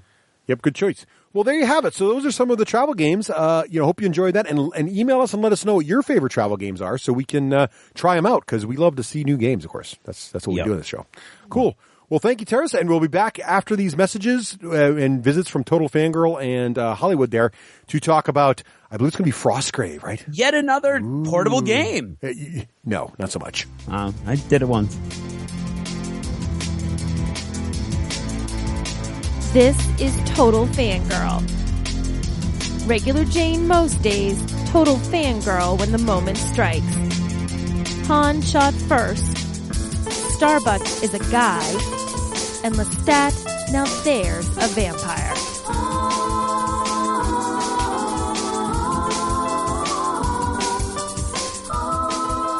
Hello everyone, this is Nicole, your Total Fangirl. You can follow me on Twitter at Nicole Wakelin and check out my blog, TotalFangirl.com. Our shout out this week is to all of our supporters at Patreon. Head to patreon.com/the D6 Generation and you too can support the show and we appreciate it very much. This weekend, a new movie opened, one that was delayed from a summer release and that finally arrived in theaters. That movie is Pan, and it had a pretty interesting cast. Hugh Jackman was in it, and as Blackbeard. So, he's pretty cool. I like him as Wolverine, so I'm excited to see this movie when I first initially see previews. Then it gets pushed back, which is always scary, because when they do that, that means something has gone horribly, awfully, terribly wrong with things. If they aren't confident enough in a movie to release it when they were supposed to release it and they need to push it off so it doesn't have competition or so they can tweak things, that makes me a little afraid. But we decided to go see Pan anyway. We decided, let's go as a family, me, Russ, the girls, we all pile in the car Friday night, head to the movie theater, spend too much on popcorn, and sit and watch this movie. And initially I thought, okay, this might be interesting, and it was a little odd, and okay, new take, new way of looking at the whole Peter Pan thing. It's not the Disney Peter Pan. I'm okay with that. And then all of a sudden, it took a right turn into who knows where, and went so far off track that I completely lost it and was truly looking at my watch for the rest of the movie, rolling my eyes and thinking, I cannot be the only person in this audience that is wondering what the ever-loving heck is going on with this movie. When I say this was bad, I don't mean bad like, oh, well, gee, it could have been better. There are a few little plot holes. I mean bad like Highlander 2 bad, like Jar Jar Binks bad. It was bad, people. It was one of the worst movies ever. In fact, it's so bad, I might actually say you should go see it to see its badness on the big screen. Now, it is very pretty. It has beautiful scenes. It's artistically a beautiful movie. So I guess you could say there's that. But I don't know. When people die, they explode in clouds of color like it's some color run and people are throwing colored chalk at you at the end of a marathon. I don't know. I think that Captain Hook is a cowboy, or maybe not. They play Nirvana's "Smell Like Teen Spirit" and all chant to it like it's some scene out of Mad Max. I was confused. I have no idea what was happening with this movie. And then the end, there's fairies and there's only one you can see, Tinkerbell, for like a second, and she's cool. And I don't understand what the fairies are doing because there's bazillions of them, and yet they seem to be incapable of saving themselves when it looked like they were capable of saving themselves all along. And somehow it doesn't make any sense. There's so many plot holes. It's so bizarre. It is so weird. The acting is so odd. I don't understand what was going on. There were mermaids thrown in just for kicks. There was a giant crocodile thrown in just for kicks. It was like they had some giant checklist of, these are the Peter Pan-ish things that one expects to see, so we should put them in there somehow, even if they really don't have anything to do with anything, and just fill a mindless floating down a river in this strange little raft that looks like a bird's nest. It is one of the worst movies I've ever seen. Now, before you think, okay, Nicole's just ranting about this movie, but that's just her, oh no.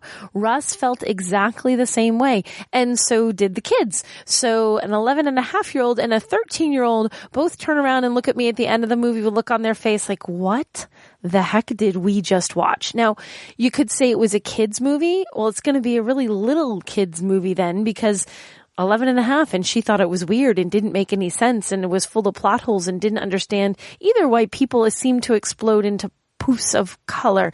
It was just the weirdest movie I've ever seen, and they were trying for some cute campiness at parts, but it just fell completely flat. Like they had no timing whatsoever. Hugh Jackman, I love that guy, and I didn't like him at all in this movie. I didn't find him scary. I didn't find him interesting.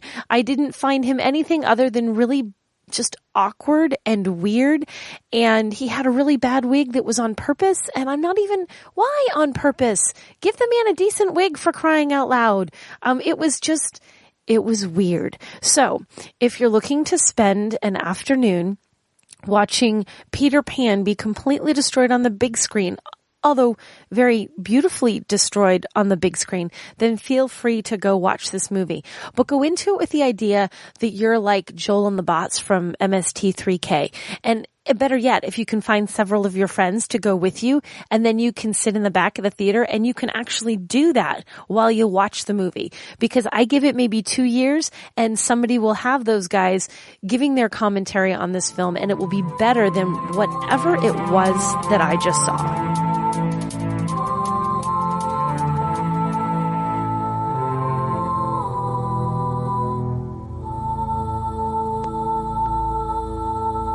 Oh, hey, you know what that sound means? It's time to talk about our friends at the War Store, because Vic the Viking is in the house. I think he might have misplaced his horn there for a minute. He might have. You know, the great thing about the War Store is they have all the great stuff. You know, they have board games, everything else, but their heart is still with the miniature gamer. They have all the great miniature games and all the great news and all the cool stuff. They got the 12-piece sculpting kit now on their front page, Greg.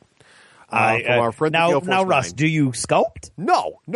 How can you not want this? Look at it. It's got a cool little pouch. It's got like 12 different sculpting tools.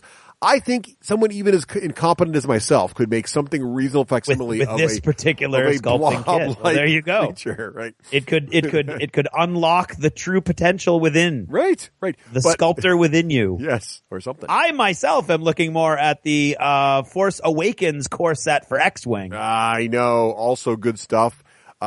Chessex Dice, full catalog there, great models. But again, your favorite miniature game, not a problem. Click on the left-hand side there. They got a great way to navigate. Find your game by genre. Want to check out fantasy games, sci-fi games, steampunk games, historical miniature games, you name it. They've got it all sorted by game genre. Easy to find, easy to grab. And the best part about the War Store isn't the prices. No, but they're some of the best on the internet. What makes them the best is the service.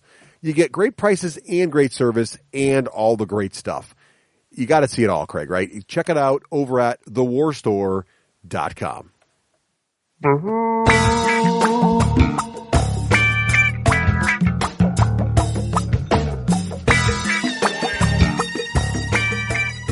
I'm Rafe Hollywood Granger, and this is the Hollywood Minute.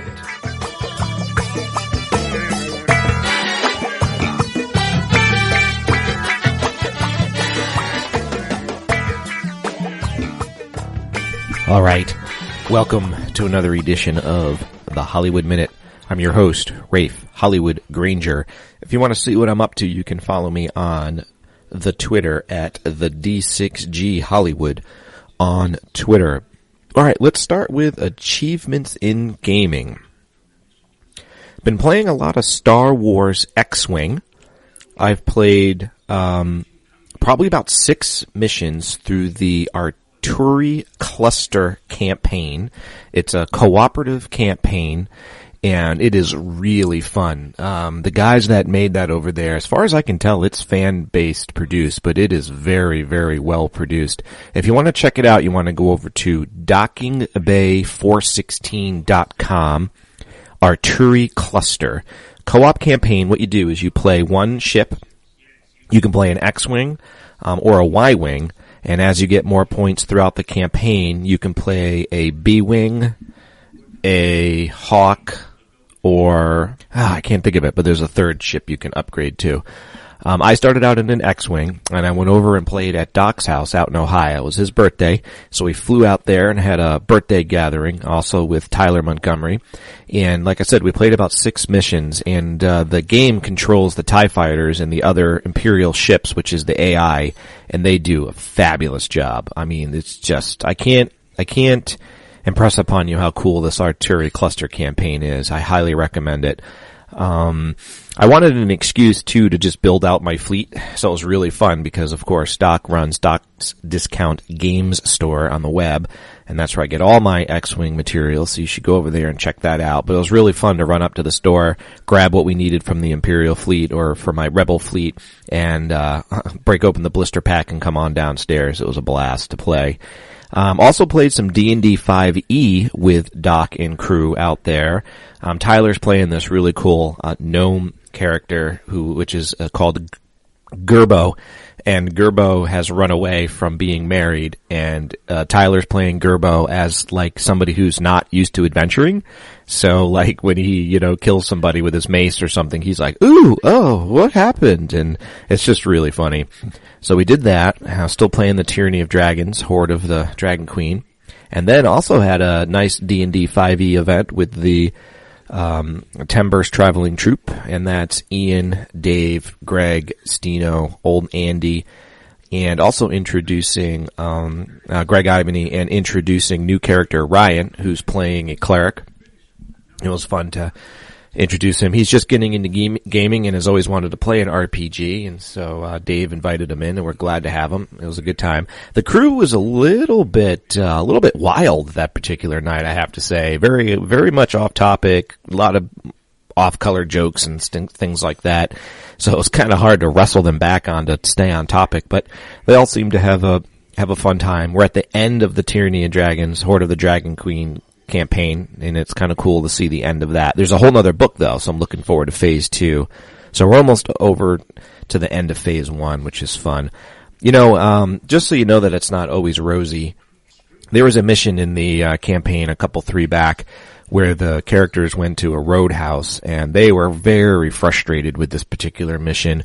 It was my fault as DM. I might have already talked about this, but basically my fault was I didn't read enough ahead of the missions, because they basically solved everything you needed to solve at the roadhouse, and they were just frustrated with role-playing the rest of it. They kept thinking, because they were still there, that there was something for them to do, but they really gleaned all the information they needed to glean at that point, and what I should have done was just advance the storyline and moved them forward. So they had a frustrating D&D moment with that, just to let you know that it doesn't always go off swimmingly well as a GM, but I made some tweaks and adaptations after that, and ever since then it's been going smooth. So I think that's been it for as far as tabletop gaming goes, and then electronic gaming, I broke out Arkham Knight again and played a couple 3 levels of that on my Xbox One, and that was fun. And then still playing Dragon Age Inquisition, and that's fun. And then Greg Ivany, for some reason, got me hooked on Diablo 3. I say for some reason because he's been playing through it again, and I heard him mentioning it, and I'm like, oh, I love that game. So I'm just having a fun time with replaying games that I've already purchased.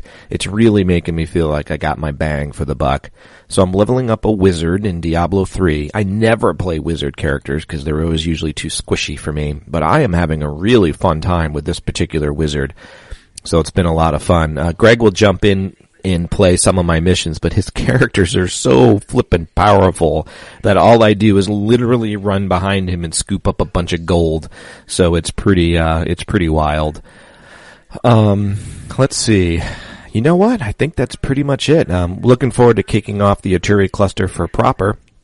Gonna play our first mission as a pre-campaign mission tomorrow. I'm recording this Monday on Columbus Day, and then the campaign will start the Tuesday after tomorrow. So right around mid-October. If you want to follow me, I've been tweeting out a lot of pics when I've been playing the Artillery Cluster campaign. So again, if you want to see the pics and some snide, not snide, but like armchair commentary and how it goes, follow me there. All right, so that's pretty much it for me today. Jam-packed Hollywood Minute, talked a mile a minute. That was my goal. So, hey, until next time, happy gaming.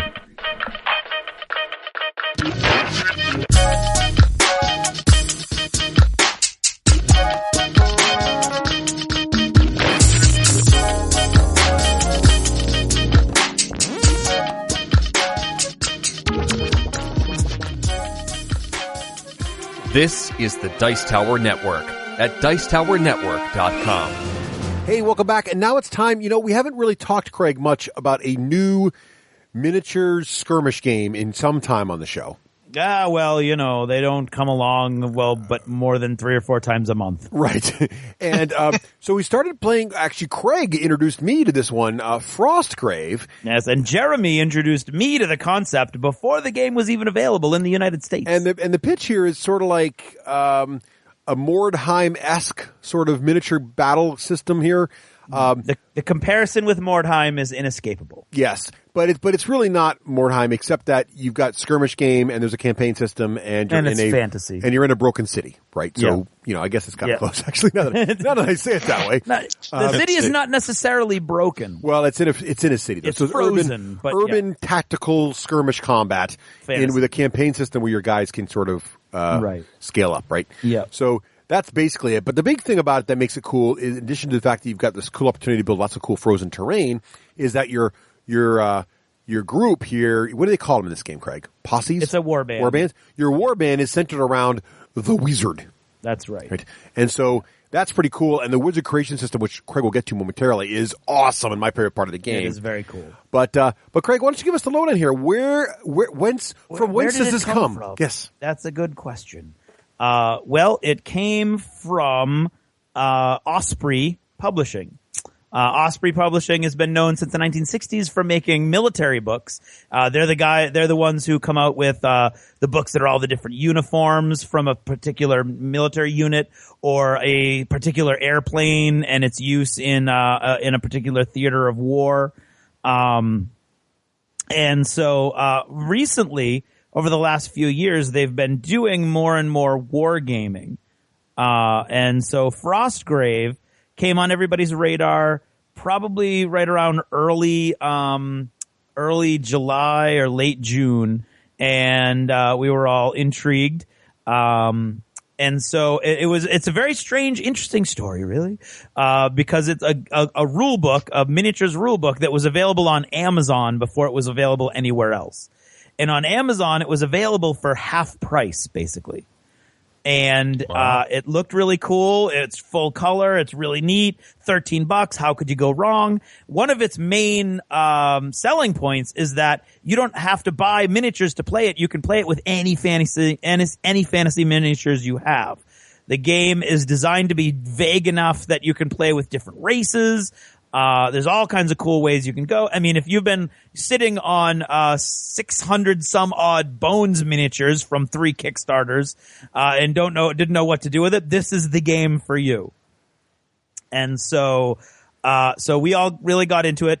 July 2015, it comes out, and it's written by Joseph A. McCullough, and I believe this is his first foray into games. He did a couple non-fiction books. And I think he did one zombie book at one point. But this is his first foray into game design. And it does have an official miniatures line attached to it by a company called Nick Ayers North Star Military Figures, online, which they've got there's a bunch of different wizards, obviously, and a couple different types of soldiers, which we'll get to in a minute, and a couple different monsters. And then they made one really cool boxed set of plastic multi-part GW style models to make all the soldiers and the men-at-arms that you could need. Sadly, I have not yet seen that on sale anywhere in the United States. That was supposed to be my big thing at Gen Con, and it wasn't there. So, Russ.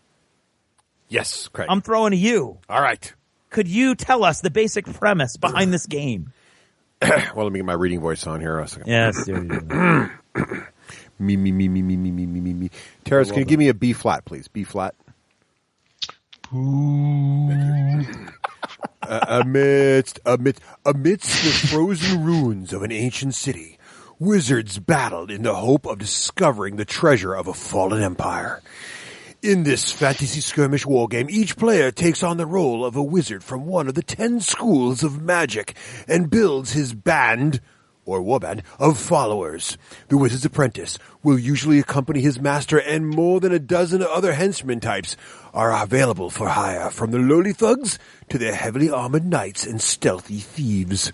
Mordheim-like mini-skirmish game based around wizards battling out in the frozen city, looking to loot its ancient treasures. Did they really bill it as Mordheim-like skirmish game? No, that was not supposed to be highlighted. But thank you very much for reading that also. No problem. And you've already mentioned that it was Mordheim-like. So anyway. Copyright 2012. I just started and I was like, you know what? I'm just going to let him go with it. I've done that on a couple occasions with your notes, so I thought it was only fair. Mordheim-like mini-skirmish game. Right. Based around wizards battling it. Yeah, that was good. Now with more vitamin D. All right. But this is not GW. Oh, Right. This is something completely different. A non-IP it is. infringing It totally skirmish is. game. Especially nowadays. All right. Rules are way more than 4 pages. So anyway, as Russ said, the game really centers around the wizards. So when you're starting to plan out your warband, the first thing you're going to do is choose your wizards. And this game builds 10 sort of archetypes of wizards that you can have. Some of them you've never heard before, really cool ideas. Others are just icons of fantasy. They're the chronomancer that uses time magic, the elementalist, which is basically your offensive fire throwing guy, the enchanter who makes golems and enchanted weapons and armor, the illusionist, who makes illusions and things like this. So he's really good at battlefield manipulation. The necromancer, obviously. The sigilist is really cool because they work with written magic, so they can actually set traps all around the board as they run around and write down little like minefield spells to wait for somebody to trip them up. The soothsayer, which is obviously he sees into the future, so there's a lot of luck mitigation from that magic. The summoner. He's got demons and he can control demons that show up, and they can planes walk, so they go through interdimensional spaces on the board. Thaumaturge, which is like a cleric healer, and witch, which is really like a druid or a nature magic kind of guy. So once you've chosen one of those schools, now you get to choose your spells. As the write-up says, there's 80 spells to choose from in the main book, with more coming out in supplements in the near future. So you're going to choose your schools. All of the schools are either aligned, neutral, or opposed to each other. So there's got to be a circle graphic somewhere in the world, but I tried to make one and I can't, and I couldn't figure out what the relationship was. But basically every school is aligned with three other schools, neutral with 5 other schools, and opposed to 1 other school. So it sounds like there should be a cool graphic, but there isn't yet.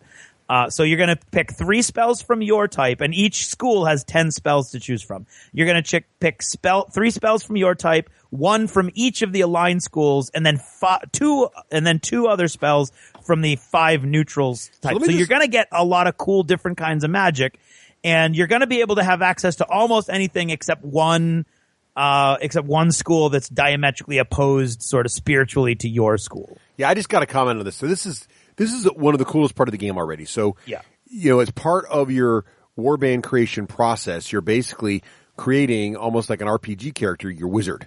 Yeah. And when you think about it, Craig said there's 10 spells per school and there's 10 schools. That's 100 spells you can choose from. So you can, there's actually 8 per, there's 8 spells per 80 school. spells to choose from. 80, and you can still, and because you can mix and match from different schools, even my Chronomancer won't be the same as Craig's Chronomancer. So they're all going to be unique. You can really mix and match. You can really do some interesting combinations and figure them out. And really, there's a lot of flexibility here.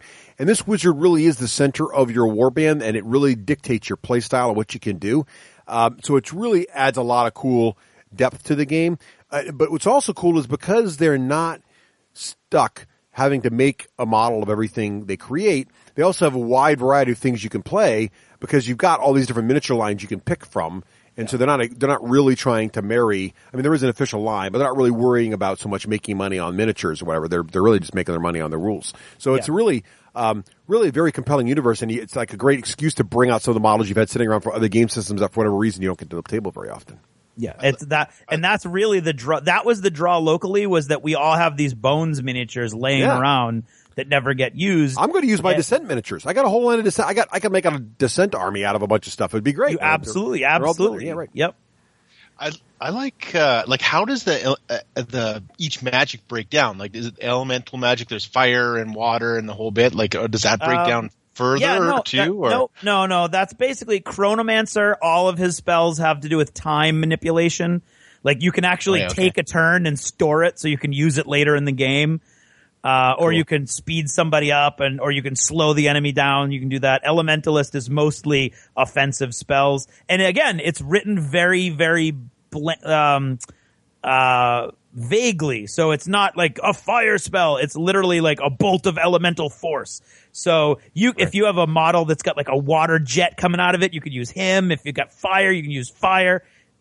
Cool. You can pretty much use whatever you want and any model that you want that looks even remotely suitable, and it's really, really cool. So, but to get a little more into the spell, yes, Teras, I really like. I was going to say something about the spells. Actually, I'm glad that you mentioned earlier about games being dummied down, and I really love the fact that they have so many spells in this game. It really gives you the feel of a wizard in his studying his spells in his tower, and some are easier for him to study than others, and it really evokes that whole wizard in his tower feel. But I love the whole. It really gives a good D&D flavor to it already, even before you start the game. So that's cool. Yeah, no, I will tell you, the lion's share of this game is in the wizards and the spells for sure. And so what do the spells look like? Each spell has a name, and then the school that it's attached to, and then it has a base casting number. The whole game is based on D20s, and so the casting number is the number you have to meet or beat to cast the spell successfully. So the lower the casting number, the easier it is to cast. And the way that interacts with the different schools is that's the casting number if you're casting a spell from your school. If it's aligned to your school, you have to add 2 to that. And if it's neutral to your school, you have to add 4 to that. So the farther away you get from your specialization, the harder it is to cast the spells. But if you're smart and you pick like the easier spells to cast from those farther away from your specialization, they're still not that hard to cast. So that's a cool element. And then they all have categories. There's an awesome concept, the out of game spell, which between games you can cast like summon skeleton or summon beast or summon demon. And if you get that off, then your warband starts with this extra monster with you on the team. Healing spells and stuff like that can be out of game. Some of the spells can only be cast on yourself. Some of them are line of sight, which is crazy. Because the game is supposed to have infinity level terrain, and that's important for everybody to know. Going into this, you're not supposed to have a single unbroken sight line that's more than maybe 18 inches long. Yeah, that's because ranges are pretty much infinite in this game. Yeah, so. You're playing on a 3x3 board. The bows and the crossbows are 24-inch range. The wizard spells are infinite range. Right. So you definitely want for the most part. Without terrain, it becomes a very sort of trivial shooting match. So you do need to have the really, really heavy terrain. So it's almost like it would play great on a dungeon board or something where you turn a corner and then you're going to blast someone. So make it really, really heavy. Break out all your buildings and make it really thick. In fact, they're coming out with, I think they just announced their third. They haven't, to my knowledge, they haven't come out with any of the expansions yet, but I believe they've announced a bunch, and there's one coming out right around the corner, the Lich Lord, where you get to actually fight the Lich Lord. Like, the whole idea is the city is finally thawing after 1,000 years of being frozen after a wizardly mishap. And, the Lich Lord campaign is, as the city is slowly thawing out, it thaws out this Lich Lord who comes out and starts causing trouble. And one side of that campaign is you can actually choose to align yourself with the Lich Lord and become a bad guy, which is really cool. But I think a couple more games a couple more supplements down the pipeline is actually a dungeon crawling supplement where it's all geared towards playing inside a dungeon, Russ, exactly as you suggested. Right. That's exactly why. That's why I'm interested in the game. That's why I did a little bit of research on it, because I'm looking forward to that aspect, because it could be on one of my tours. Yeah, So yes, it's very cool. And we already know that we can play. You can play it on when you're traveling, because Dave and I did. But anyway, so there's all this detail in the spells. The game is very simple outside of this spell in spell interaction. Models only have a few stats. They have a move in inches. They have a fight score, which is just a plus. So you add that to your D20 when you're fighting. There's a shoot score, which is just a plus usually, which is, the plus that you add when you're shooting to your D20. There's an armor, which I'll explain in a second. There's willpower, which I'll explain in a second. And then there's your health, which is your hit points. And that's it for that's it for differentiating your models. You can get some weapons and some equipment, but otherwise that's really the core of the game, is in your move, fight, shoot, armor, will, and health. So, forming a warband. Your average warband is going to be 500 gold coins or points. You get your a tendency that's becoming more and more widely seen, I think, in gaming. You get your wizard for free. So the assumption is that because these wizards are so generic, or because you have access to pretty much all the spells anyway, that your wizards are all going to be roughly the same power, which I think is true in a one-off game. But when we get to talking about the campaigns, it's got a little bit of a stick. You get your wizard for free. Then you can buy one weapon. So you can buy a bow or a crossbow or a two-handed sword or a sword. And you get 5 gold coins flat for any of those. You can get one of those. And then you decide if you want to have an apprentice or not. And the apprentice is going to cost you 200 gold coins. The apprentice is very cool. It's the only way you can get another spellcaster. And basically they know the exact same spells as your wizard. It's your wizard in a weakened form. So they know all your spells. It's -2 for them to cast any spell that the wizard can cast, in addition to any negatives for what school it is. And then its stats are based on the wizards. It has the same move. Its fight is -2. Its shoot is -2. Its armor is the same. Its will is -2, and its health is -4. So it's a sort of a weakened version of your a mini. He's like a minion. He's like a mini me. Exactly. But everyone who's read Myth Adventures knows the reason a wizard brings an apprentice is so that the bad guys will have a 50-50 chance of shooting the wrong person. That's right. Exactly. So it increases your survival rate, essentially. Happen. Yes, right. Yep. And in a campaign, only your wizard advances. Right. But because your wizard advances, so does your apprentice. So it's the only other model you're going to have that's advancing during the campaign. Oh, that's all about the wizard. Yeah, and his exactly. sidekick. And it also gains you some advantages in activations that I'll talk about in a second. So then once you decide whether or not to go with an apprentice who can also have a sword or whatever for 5 gold coins, you spend the remainder on your warband. You're allowed to have up to 8 what they call soldiers. And there's a bunch of different types. There's a warhound, and then there's a bunch of different warriors. The stats change slightly, going up a little bit as the cost goes up, and their equipment is different. So some guys might be archers or crossbowmen or swordsmen, and they go all the way up from 10 points for a warhound to 100 gold coins for the knight or the barbarian, or those guys that are like heavy armor or a lot of wounds. And they've got some cool extra stuff that goes with them, mainly through their weapons. They don't advance or improve But to give you that feel of Mordheim where all your guys can advance and improve, you can, in the campaign, purchase more expensive models that can replace the lesser options. And because they're all like, there's like a cheap archer and then a middle level archer and then a really expensive archer. So you could slowly build up from your gold coins as you're playing in the campaign.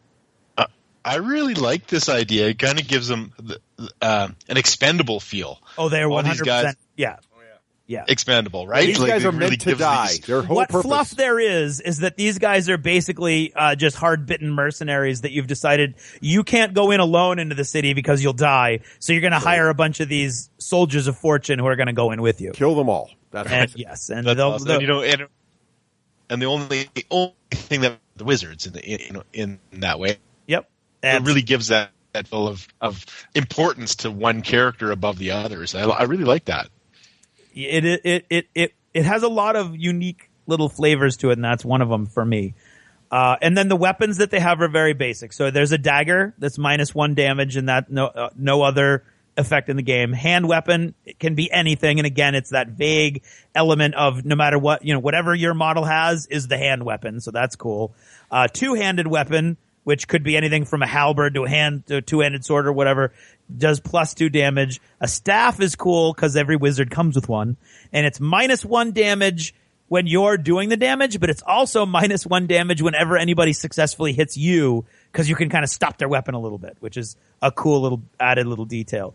And then the bow, 24-inch range, no extra rules. The crossbow, 24-inch range, +2 damage when you hit, and it takes an action to reload. Those are the only weapons in the whole game, and so you can see how they're very, very simple, the basic rules that are attached to them. So far, so good? Yes. Excellent. Any questions? Okay. No. Playing the game. First, it's on you can play on a 2x2, a 2x1. I mean, again, the game is very vague. You can play on a 4x4. We've been playing on a 3x3 just simply because I had several running around from my Malifaux days, and it's been working great on 3x3. I think it recommends 3x3 also. First thing you're going to do is, you're going to determine player sides. Deployment zones are 6-inch edges. Then you're going to put 6 treasure tokens anywhere. Not anywhere, but you're going to put 6 treasure tokens on the board alternating, and the treasure tokens are really what the game is all about. So this is my first big beef with the game, is that you feel kind of like no matter what scenario or mission you end up playing, they're always going to revolve around these treasure chests or treasure, these tokens. And so I feel like I'm kind of playing the same game every time with slightly different sort of exterior little fiddly bits around it. But it's still really cool because you got stuff you're going for. Well, one thing that does change, and I know you're going to cover this later, but about the game that I really like too, is there's built-in rules for essentially random monster encounters to occur, right? Yes. So random creatures can sort of invade the game that are controlled by the game and fight both sides. So they're and where they show up will all of a sudden change the entire and the type of creature that shows up will very much change the battlefield, if you will, because you got to work around this creature or whatever. So I like that a lot, and it does give a sort of a lot of replayability. I think it's a lot of fun. That is very true. Is there any modifiers to this kind of amazing race thingy? Because I was a little bit concerned about that too. Like, does the story get progressed when you find a treasure? Is there some not in the general like that? Not in the general rule book, but the campaigns that are coming out are supposed to do that.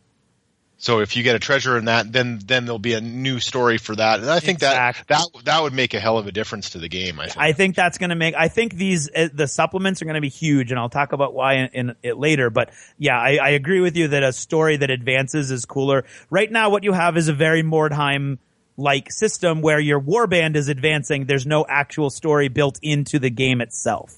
Perfect. So the treasure, if you like random tables from the old D&D days, this game is for you because it is full of random tables. So the treasure is random tables. The monsters are random tables.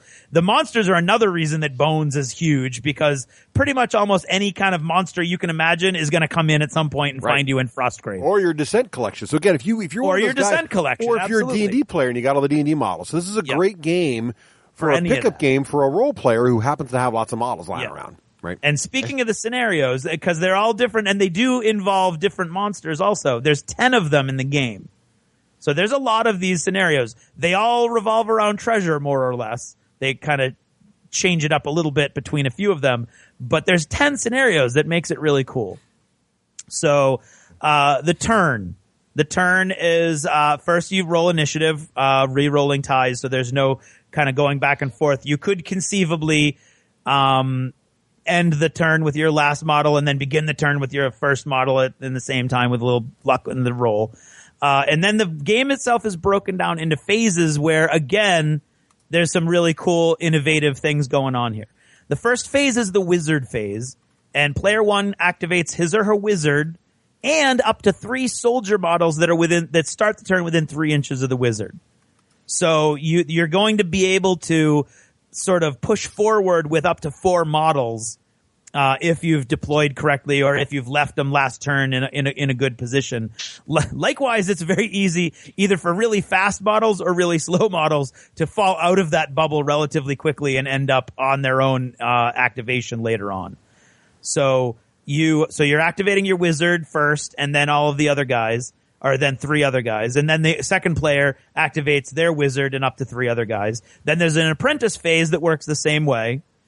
And in these 2 phases, the activation is slightly different. You have all of the models. Let's say that you're doing all 4. All 4 models have to take 1 action. Then they get to take their second action. And this is one of those many, many games where you get 2 actions per model per activation. So they're all gonna have to do their first action and then they do their second action. So you can't like completely finish one model then go on to the next. So that's a little fiddly, but I like it because it gives you that feeling of these guys moving forward all at the same time.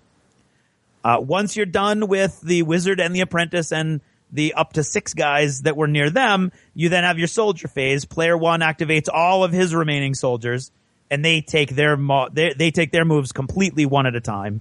And then player 2 does all the same thing. And then finally, what Russ alluded to, you get the creature phase at the very end. All of the monsters on the board that are not currently controlled by either player, which is another cool thing because there are spells that allow you, like if a wandering monster or a wandering animal or a wandering demon comes on, you have spells, you have access to spells that will allow you to control them and make them part of your warband, which is kind of a cool thing. I've seen that happen. Like a bear wandered on at one point, a giant snow bear wandered on, and Dave took him over.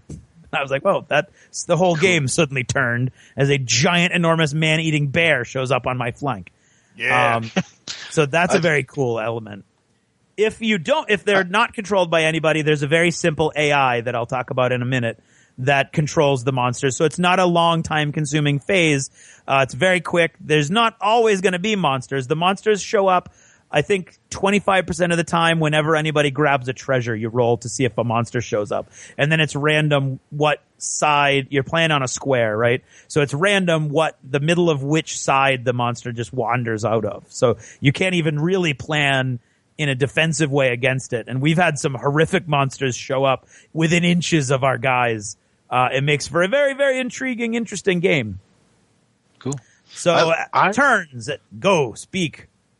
Oh, I was going to say I find it intriguing about the character, the wizard going first. I think it really gives a kind of a very fiction-like feel to the whole thing. Yeah. Great way to create that world where you're almost reading about supposedly when you're playing the game that you are the caster and that caster comes alive because he's the most important character in the book, and then everybody else kind of does it too. So I really like the fact that that there's a wizard phase. I think that it would add to the whole experience.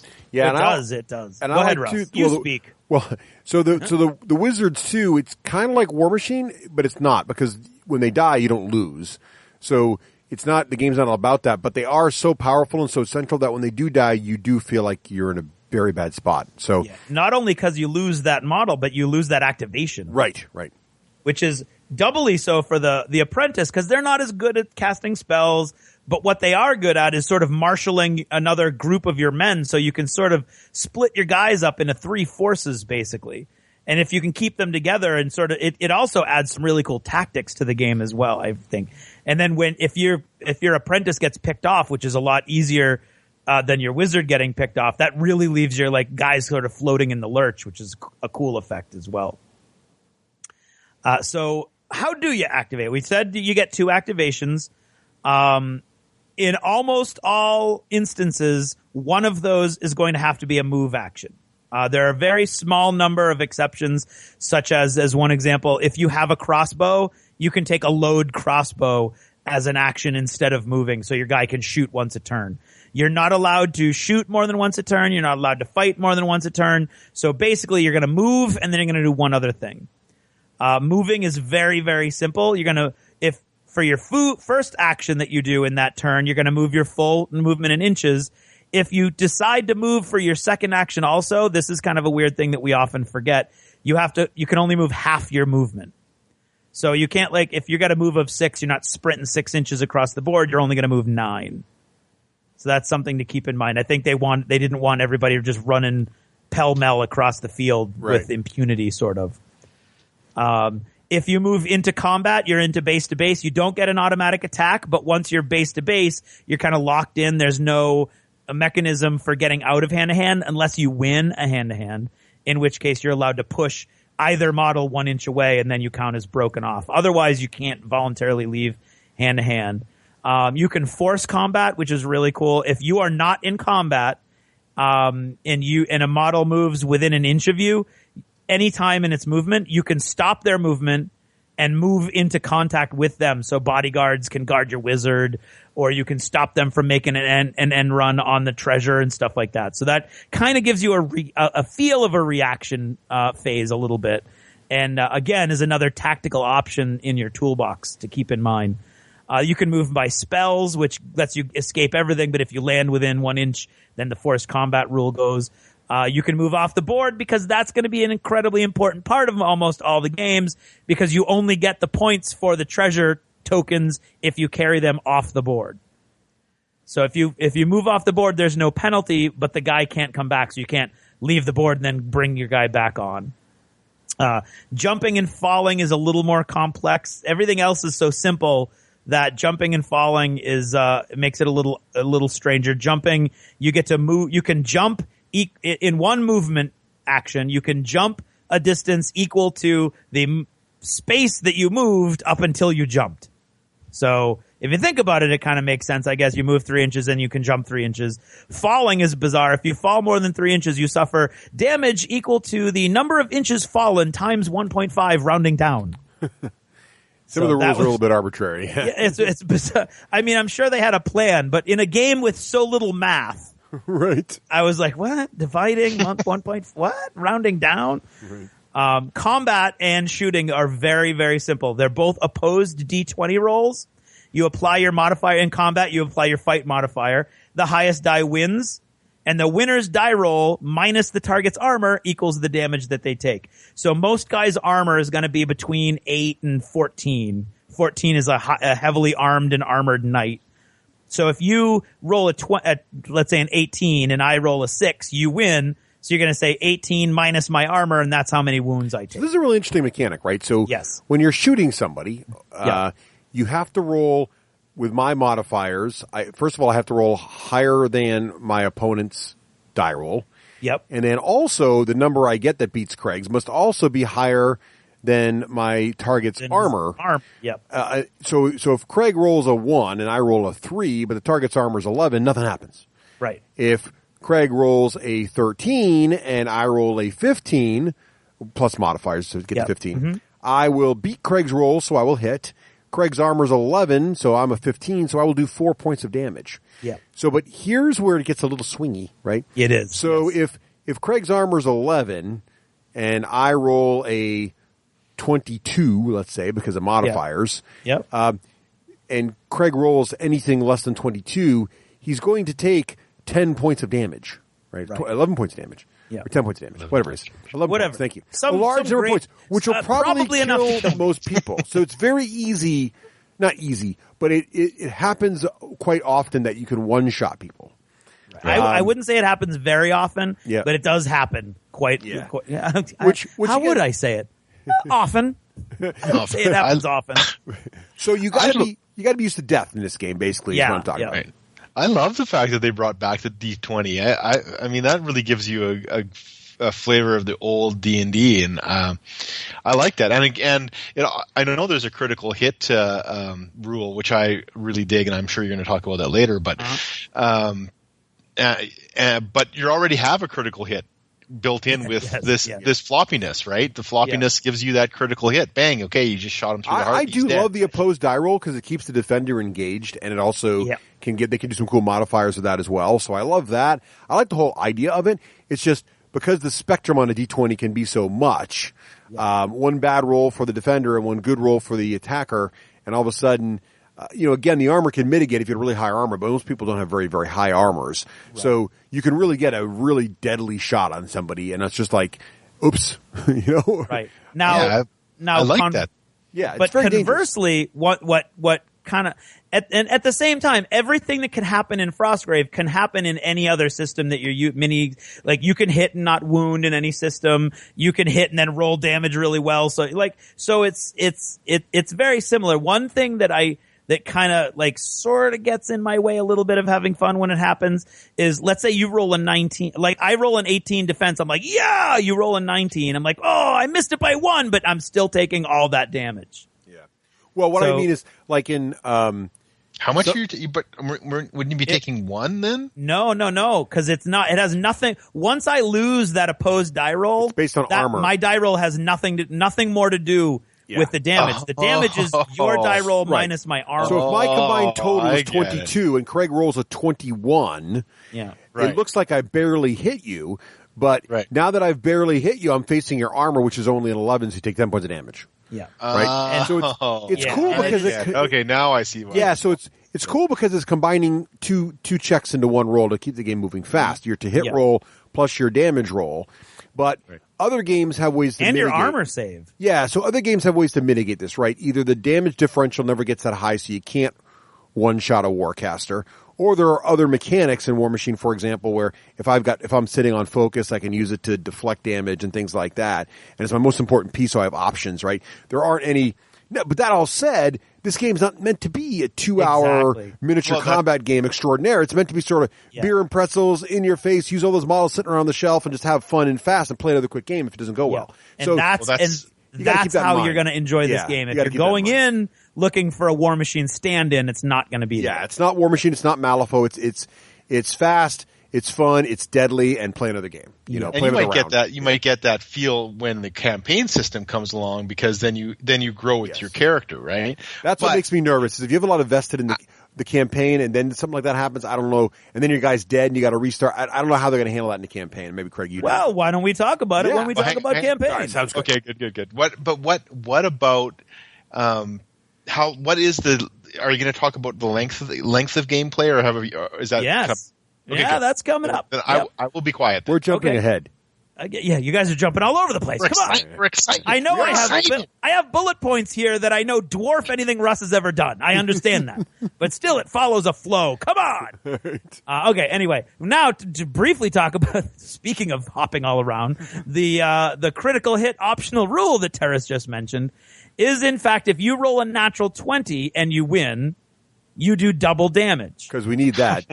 Okay? And the reason that I'm not for it is because if I roll a natural 20 and I win, I'm already doing a crap ton of damage. If I survive, I'm lucky. Right? What you're basically doing with that critical rule is all you've done, really, is you've removed that moment of hope in the defender's heart, when he sees you got a 20 and goes, oh, I still might be left with a point or two. Instead, you're like, no, you're going to take 18 points of damage in a game where the strongest model has 14 points. Yeah, I guess they don't really need a critical hit. No, it's like, as Russ says, it's already so swingy. Yeah, well, you got it built in. It takes and you said it, but yeah, exactly. Shooting works exactly the same way, but instead of you're both rolling fight.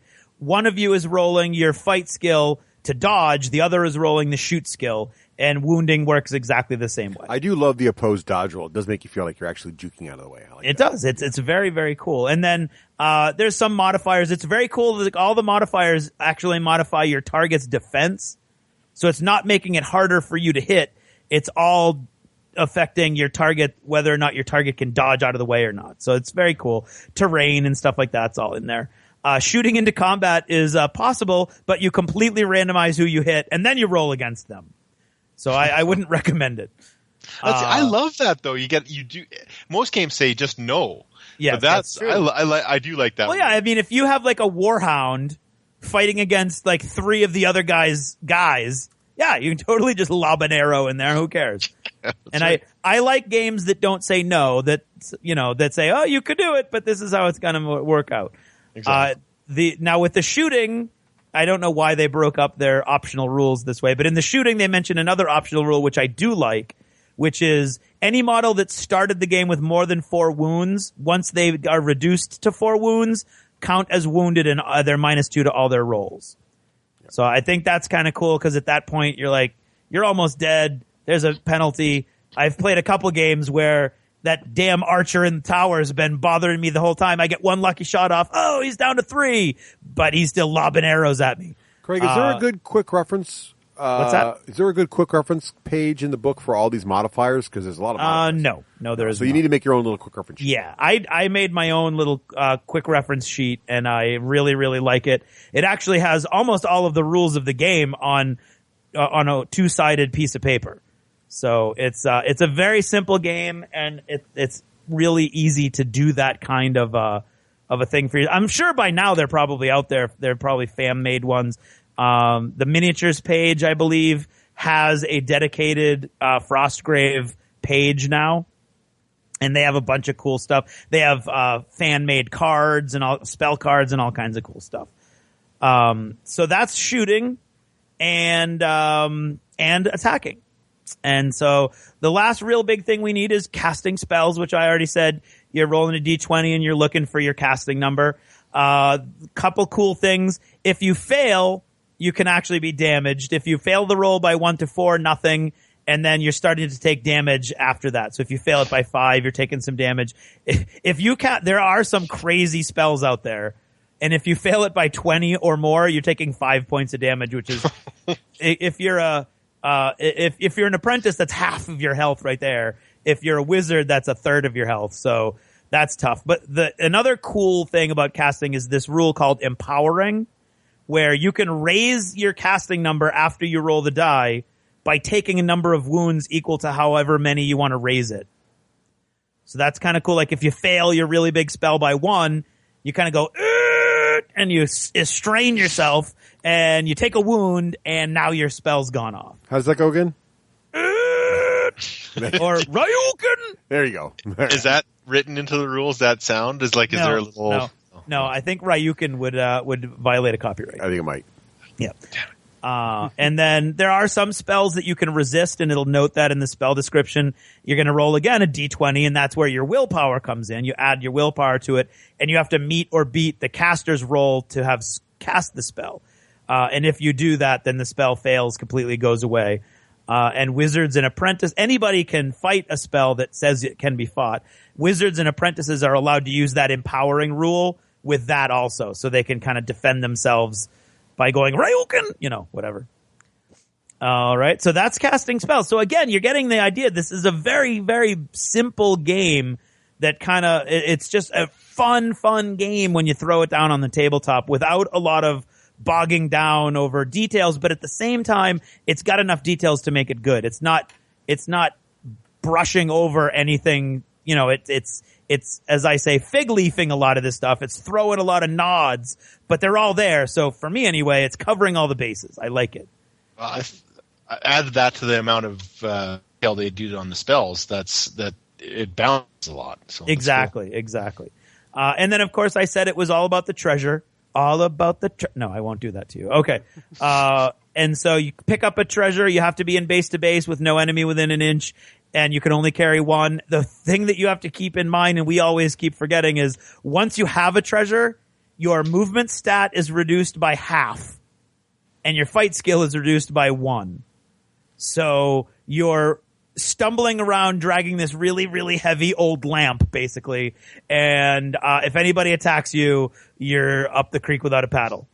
And you, as I said, you don't get points unless they're off the board. So the game is to rush out there, grab treasure, and then slowly drag it off the table while the other warband and a bunch of monsters are trying to kill you. That's basically the game. And to just touch on the creature actions that we talked about earlier, the flowchart goes, is it in combat? If it is, it attacks. If not, you go to the next thing. Is there any other figure within 10 inches in line of sight? If yes, it moves its full move towards in that direction. If no, it moves its full move in a random direction. And creatures, just like everybody else, have 2 actions. So they can move, or they can move and attack, or they can attack and then move if they kill you. So the monsters can get around relatively quickly, and they're gonna go after the closest people. So again, another tactical option for you is to almost lure the monsters towards the other guy, and then if you've got the right combination of models, kind of get out of dodge and let it go eat the other guy. I've had that done to me once with a giant frost worm. That was no fun. I have a quick question. Yes, I have many quick answers. Some of them are even correct. Is there a gelatinous cube? There is. I would hesitate to say there is not, because the main thing is it says everything in the rule book is so vague that it can almost be anything you want. So, like, you could make the giant worm could be a gelatinous cube easily. And so if you wanted a game about a dragon and you didn't like, there's a dragon in there. There's a dragon, there's a giant, there's all kinds of cool stuff. But, if you wanted a gelatinous cube, I would totally say use the worm stats and there's your gelatinous cube. Perfect. So there you go. Why do you have a gelatinous cube? No, I will make one though. Oh, well, you need to make one. Or get the cool one from Reaper Bones. That's an awesome little gross, disgusting thing. Now, so this is the next little hit on the game for me, is how the game ends. And this is what Teras was asking about, I believe. The game ends when a warband is reduced to 0 models, either because they all died or they all left. So you got to table them. Okay. Or, if the last treasure token has left the board. And then specific scenarios may have other things that end the game, but that's it. So you either have to wipe the other guy out completely or grab all the treasure and run. So there's no core timer mechanic. There's no timer. There's no set turn limits. Right. There may be some in the specific scenarios, although I don't think so. But yeah, that is one major issue we found with the game, is that it just doesn't end if you don't have a time limit. And we were playing to 6 turns and having a blast. And there's no pressure. When there's no time limit, there's no reason to get off the board. So you're grabbing stuff and then you're like slowly moving and the game really tended to grind on without a turn limit. And so what time turn limit do you recommend? We've been using 6 and it's been working great. But you could adjust that also. You could say it's 4 and now it's a sprint. You could say it's 10 and now you're going to give yourself some more time and you can have a more leisurely, battle of it. But I think it needs something, because otherwise you're really at the mercy of, a gamer that's going to be like, oh, I can just slowly pick you off one by one. And then once I get the balance in my favor, there's no pressure at all for me to end the game, because if you kill the other band completely, you get all the treasure that's left on the board. So there's that also. There's that as a viable tactic, which becomes far more viable if there's no turn limit. So again, your mileage may vary. If you want to have a game like that, that's how the game is supposed to go, apparently. So you can do that. So that's the game. All we have left is the campaign, which we were just going to talk about any moment now. Mm-hmm. Okay. So a lot of this will sound familiar to people who used to play Mordheim. The first thing you have to do after your game when you're in a campaign is you have to figure out injury and death. So every model that was taken out of action during the game, whether it's a soldier or a wizard, has to roll a die. Soldiers are either going to be dead they're going to miss a game or they're going to be totally healthy. And it breaks down like more than 10%, and more than half the time you're going to be totally healthy. About 25% of the time you're going to miss the next game as you heal, and then less than 25% of the time you're going to be dead. The wizard and the apprentice, then they have to actually roll. And on a 1 or 2, it's dead. 3 or 4, it's permanent injury. 5 or 6, they have to miss a game. 7, 8, they lose all the items they had, which can be huge. 9+, they're going to survive with no issues. So even if you are killed, it's better than even odds that you're going to be okay. Of course, the permanent injury stuff is all that wacky stuff. You lost a toe, you lost an eye, that kind of thing. That all has effects on your stat line. There are magic items and spells that will help you heal. So there's actually a resurrection spell that you can learn, and it's an out-of-game spell, obviously. And if you cast it successfully, you automatically don't die if you do die. And there's a potion you can find called an elixir of life that you just automatically pass that roll. So as soon as you have one of those in your pocket, you're good to go. Even if you die, you're going to be fine. Well, go ahead and talk about leveling, and then I want to ask a question. Okay. The next thing is experience and leveling. You can earn experience for your wizard, killing people, casting spells, etc. So it's almost all the XP revolves around your wizard. And then you get some XP for treasure recovered by anybody. And then there are some scenarios that afford additional XP. For every 100 XP you get, you go up a level. And every time you go up a level, you can either improve one of your stats by 1, improve to a maximum, improve your casting roll for a known spell by 1, or you can learn a new spell, but in order to do that, you have to find a spell book randomly in the city first, and you can only learn spells from spell books that you find or buy, which we'll talk about in a minute. So you are advancing, but you have a lot more control over your advancement than you did in Mordheim. So there's no random rolling and, oh, look, my sniper got better at hand-to-hand combat kind of thing. Yeah. It's up to you how your wizard advances. So, gentlemen, questions before we move on? I have one. Yes. So it sounds to me like all your leveling and advancing happens around your wizard.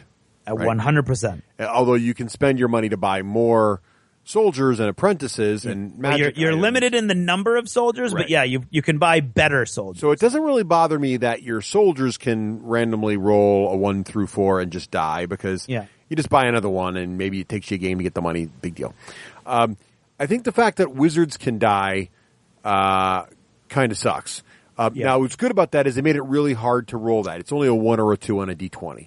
Right. So they did recognize that the wizard should be harder to kill, because when they die, you've basically reset the campaign on that squad, right? Because there's there is an option of advancing your of using your apprentice now as your wizard. What I think would be the cool part would be if your wizard actually didn't die but just got injured, but then you could spend money on curative potions or something that could heal permanent injuries. So basically, you're never really out. So basically, by playing a game, even when you lose, you can still progress. The big bummer is you play a game, you're in like a 6, because this is something that happened in Mordheim all the time, right? You're in a 6 game campaign. Things are going great. You've been leveling up. Your opponent's leveling up. Everybody's having a fun time. And then your wizard dies, and you roll a 1, and he's dead.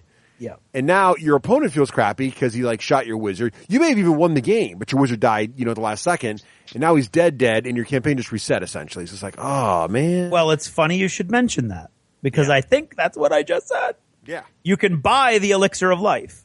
Oh, you can. You can buy any magic, and that's one problem that many people have with the game. Can you buy it after they're dead? No. You have to buy it ahead of time, but it's an investment. You buy it, and then you have it, and if you ever need it, you've used it. Yeah. It seems like the mechanism there's really great mechanisms for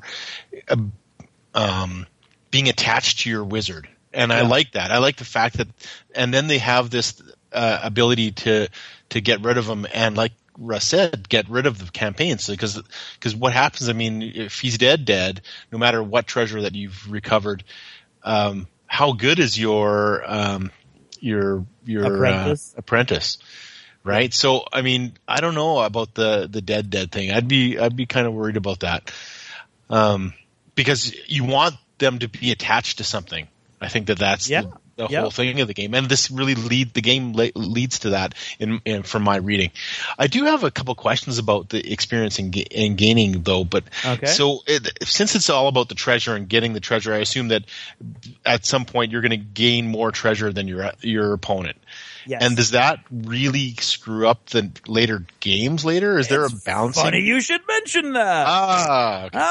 There is no balancing whatsoever. And in all of the blog posts and everything that the designer responded to, it's a very I would categorize it as a classically English response, only basing that on the fact that it sounds so GW.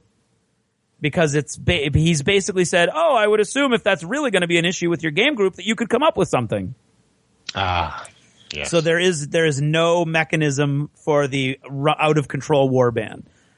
So those problems that we all had back in the day with Mordheim, where if a couple warbands were winning all their early games and they just ran ahead of everybody else and were pretty much unstoppable, that's not been addressed in this, which is bizarre to me. Because anybody you mention Mordheim to, which is, I would assume, would be the vast majority of the target audience for this game, everybody knows that was an issue. Right? Exactly. To the point where that was your first question when we started talking about campaigns. And so it's an odd blind spot to me in the design of the game. You think they would try to solve that because everybody knows that that's an issue. Yeah. And now there's all kinds of fan-based solutions out there now. And they actually were very quick. Within the first month, there was all kinds of, it's got this problem, but look, it's got this. So the game has a lot of really strong adherents out there.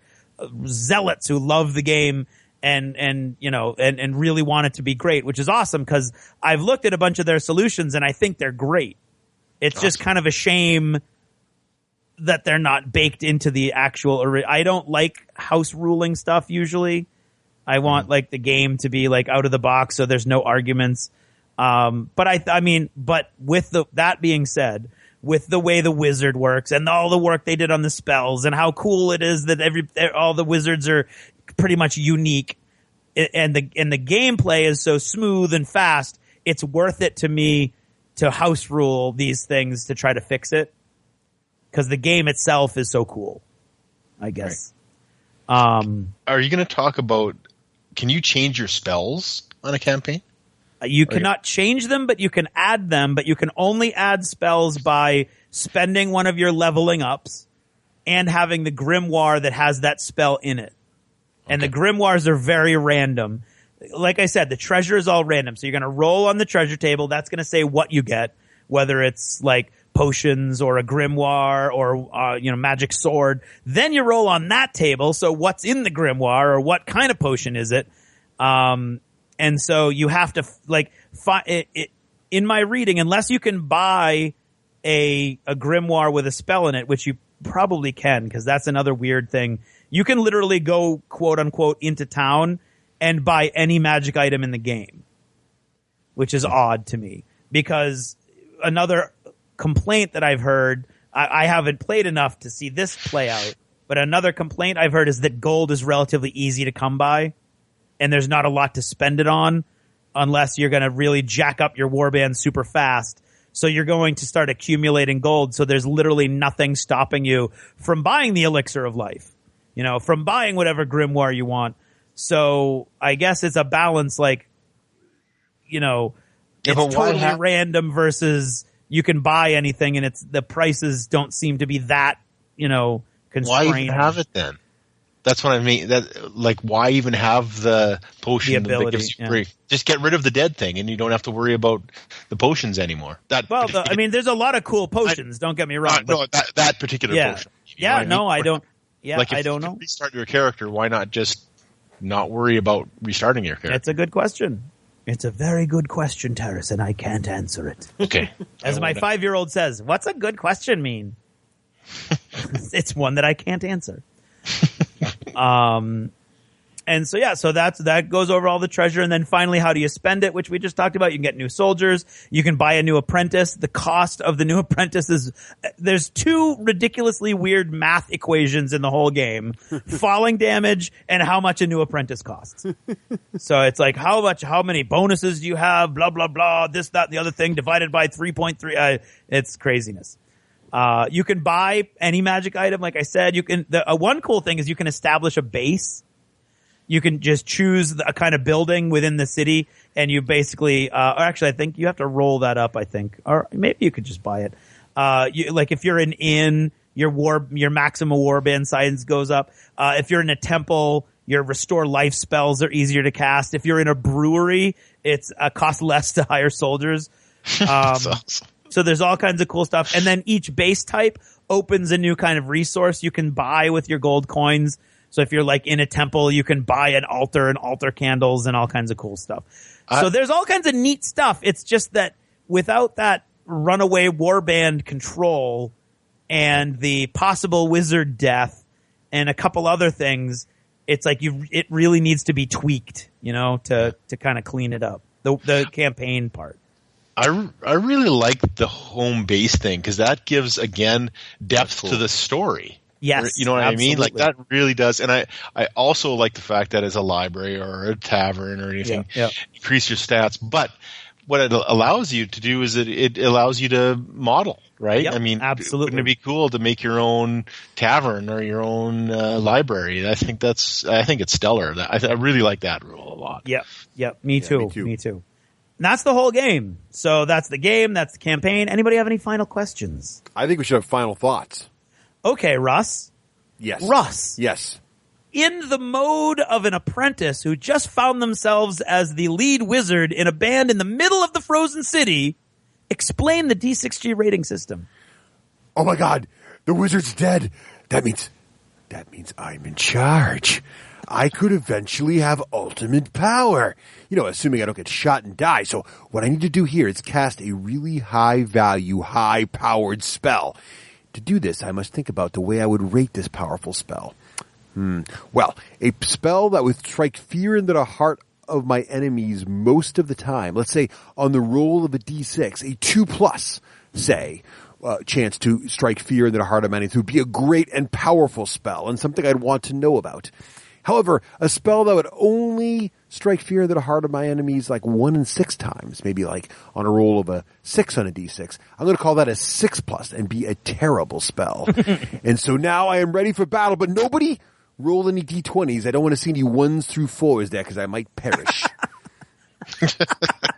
Excellent. Well done. Excellent. Very good. Well done. So low is good, high is bad. Right. Shall I go first, or will you like to go first, Russ? I'll go first. Why not? Okay. So, Craig, excellent summary of the game. I really enjoyed it. I thank you for teaching me this game. I think that what I like about it a lot is I love the fact that I can just grab whatever fantasy miniatures I have on the shelf and get them to the table. Absolutely. I have so many sets of these things now from D&D and from Descent and from Reaper and all these other places. It's just fun to have a reason. I mean, I've seen people play with their War Machine war bands. I've seen them play with, their models from Dungeons and Dragons, like the various dungeon crawling games. Lots of opportunities here to use your models. I love that. I like how fast it is. I love the idea that you want a really dense terrain. I love the wizard creation system and the warband creation system. There are a few things that might make this game not for you. Because it is such a light beer and pretzel game. And one of them is how swingy the D20 system is. So you've just got to be comfortable with the fact that a guy will die and it's okay playing the game again. Now, in a non-campaign game, that doesn't really matter. So if you're just going to play this not as a campaign, but just like, hey, let's have a quick fun battle, real quick. And then, oh, I died. Okay, my turn. Let's try it again. And I'll change my band up a little bit. Let's try another battle. Those, and you get a little story out of it because you see what happens. Those are fun and that's fine.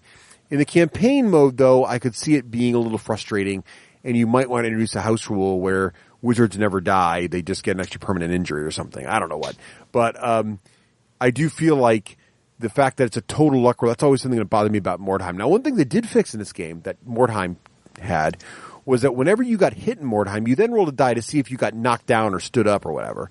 Right. And I'm glad that's out. So the combat itself is fast, frenetic. you get a nice roll on a D20, you're feeling pretty good, you're going to get the guy. Like you roll a 19, but I love the opposing die roll. So Craig could roll a 20 easily. He's like, oh, he did dodge my great roll. I hate when he does that, So there's a lot of fun there. So one thing I think that might be a fun house rule to try is that if you do get frustrated by the fact that your wizard can get one-shotted, maybe there could be a rule where the wizard can spend wounds to up his dodge roll by one. And that would give him sort of the War Machine-esque kind of way to mitigate the luck a little bit there. I don't know, just some thoughts. But what's great about this game is the rules are so simple. It's very easy to come up with house rules to make it play the way you want. And as Craig mentioned, if you don't like the fact there's no time limits, put a turn limit in your game. No big deal, right? If you don't like the fact that every mission's a treasure hunt, make your own missions up. It's not that hard, right? So there's a lot to do here. It's a great light game. It's very affordable. It's just the cost of the rulebook, which is very affordable. So there's a lot to like here. I think it's a fun little game. And if you're looking for a great skirmish system for some of the miniatures you've got lying around the house, it's a great option. So take a look at Frostgrave. I'm going to give it a 4+. Okay. I'm thinking because the folks who don't like swingy luck, or like a little more meat on the rule book where they have to do a little less of their own rule massaging to get it to where they want. About half the gamers are going to be frustrated by that. But I think the other half will really enjoy this. So 4+. Yeah. All right, cool. I will give my thoughts, and then Teras, you can give your thoughts based on your reading and the review that we just did. Sound fair? All Excellent. right. Excellent. Well, I agree with everything that Russ just said. I think it's a really fun, fast game. I love that you can use any model, and with all the monsters, you need a bunch of models if you're gonna I have a whole case of just these monsters and animals now, which is a cool thing that finally all these things are seeing the light of day. I meant to mention I love the monster system. The random monsters are just fun. Yeah, I think that's really, really cool too. Issues I have. I do think that to hit and damage relationship can be a little frustrating at times. If I roll really well, but you beat me by 1, and then I'm taking all the damage anyway. But I understand that exact same thing could happen in any game system too. So that's not a game breaker for me. It is a little odd with a little bad luck. Your wizard can be a total nerf and just run around hurting himself all day. I've had that happen too. So that's a little frustrating. I'd like to see some kind of luck mitigation where a wizard is a little more confident in his spell casting. But that's never stopped me from having fun either, and almost killing myself with casting and empowering spells and stuff like that too. I do think it needs a term limit. I think it can outstay its welcome without that. But as Russ said, very, very easy fix. And I think the campaign system needs a lot of work. I love the idea behind it, and I'm not opposed to all the cool randomness of all the different tables. Excuse me. I wish you couldn't just go out and buy anything if that's as easy as I've heard, and I know there's a lot of fan fixes, but I think it's a shame with the amount of work and detail that went into the wizards and the spells and the schools of magic and everything. I think it's a shame that maybe the campaign didn't get a little more work either.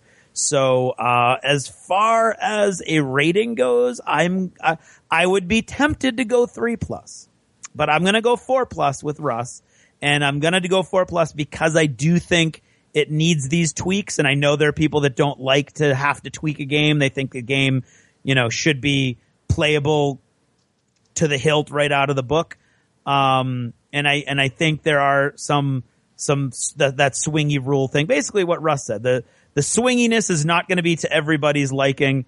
And some people are not going to like the vagueness either. The vagueness of the whole sort of world that it's built into, so you can do whatever you want. There are some people who are going to be like, I'm not going to use my elf warband. The word elf doesn't show up in the book, So those guys I don't think are going to have a lot of fun with it. But I think at least 50% of the people who try the game are going to enjoy it. And I think it's got a lot of, I think it's got legs, and I think it's got a lot of opportunity to carve out a niche for itself, especially with some of these expansions coming out, the supplements. If they can kind of address some of this stuff, I think there's really a future for this game. So I'm right on the edge of saying 4+ with a reroll, but I'm gonna hold it back, I think. Teras, what do you think?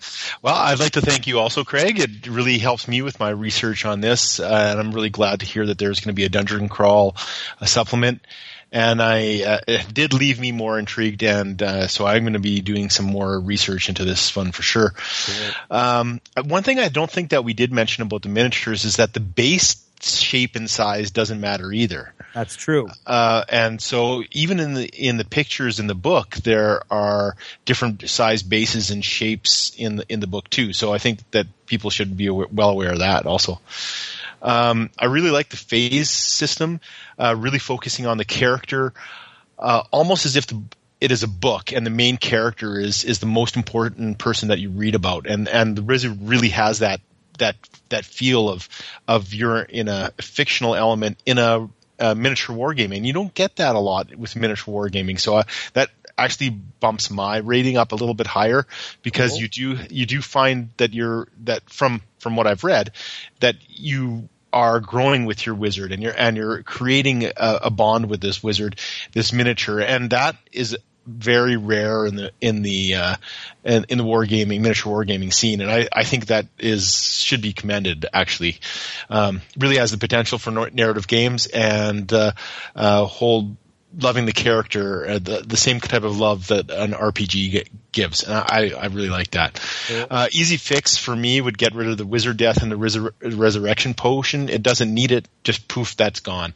I think you don't have to really have any of those. Either one of those rules, one rule less, or two rules less, and makes it a little bit more simple. Right. Very much looking forward to the campaign supplements and to give it more story. So I really think that this game would be hugely more popular and much more interesting if they had that fictional element added to it. You get this treasure and, this happens, or, this is the setting for this and something might happen next game because of you collect that random treasure, and give more kind of an artsy type of storytelling aspect to the game. That's what I would like to see. I am really starting to see the appeal of smaller collection and skirmish games. I've always been a big miniature army 40K type of player. Still am. Still love 40K and all its trappings, but I get it. I think it's cool that you have board games or miniature board games like this, and allows you to not only play Frostgrave, but it also allows you to play other games of smaller stature. So I really like that whole bit. What else? Does this get us away from power gamers? I think it does. I think it gives us the ability to move away from power gamers and have more fun. I like the fact that you don't have to use the critical hit because the critical hit rule is already in, and I like that floppiness. Yep. That's me. I'm that type of gamer. Bang, he's got an arrow through his throat. You're done. Right. Yeah. So I do like that. I think that's really cool, actually.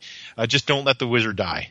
Right. Right. You know what I mean? He can go down in a battle, but he shouldn't be out of the campaign. That would be the... Exactly. I'm wavering between the 4+ and the reroll and the 3+. I think just because of the potential that this game can have in the future, I think I'm going to go 3+. Actually, that's fair. It's got a lot of potential. There's a lot to like here. I'm gonna change my. I'm going 4+ with a reroll. Sure, pander to the guest. I see. I am pandering to the Canadian. All right, but no, because they're first of all, obviously, I love the game. I've built a crap ton of snowy terrain that I love, that I have all set up in my house because I can't play any games now, but I just love looking at it. And no, I think there's a lot of potential here. I really think it's going to start shining with these campaign books. Yeah, so that could slide me to a 3+, but without the campaign books currently, I'll stand by a 4+ with a reroll. All right, great. Awesome. Yeah. Well, Teras, thank you so much for joining us here on always a blast 175th episode of the D6 Generation. That's a lot. Hey, Teras, if people want to find out more about you and what you're up to, where should they go on the internet? They should go at geeknationtours.com or email me straight away at headgeek@geeknationtours.com. And it's always a pleasure to hang out with you guys. Always a pleasure in live and also via Skype. It's so much fun. Thank you for having me.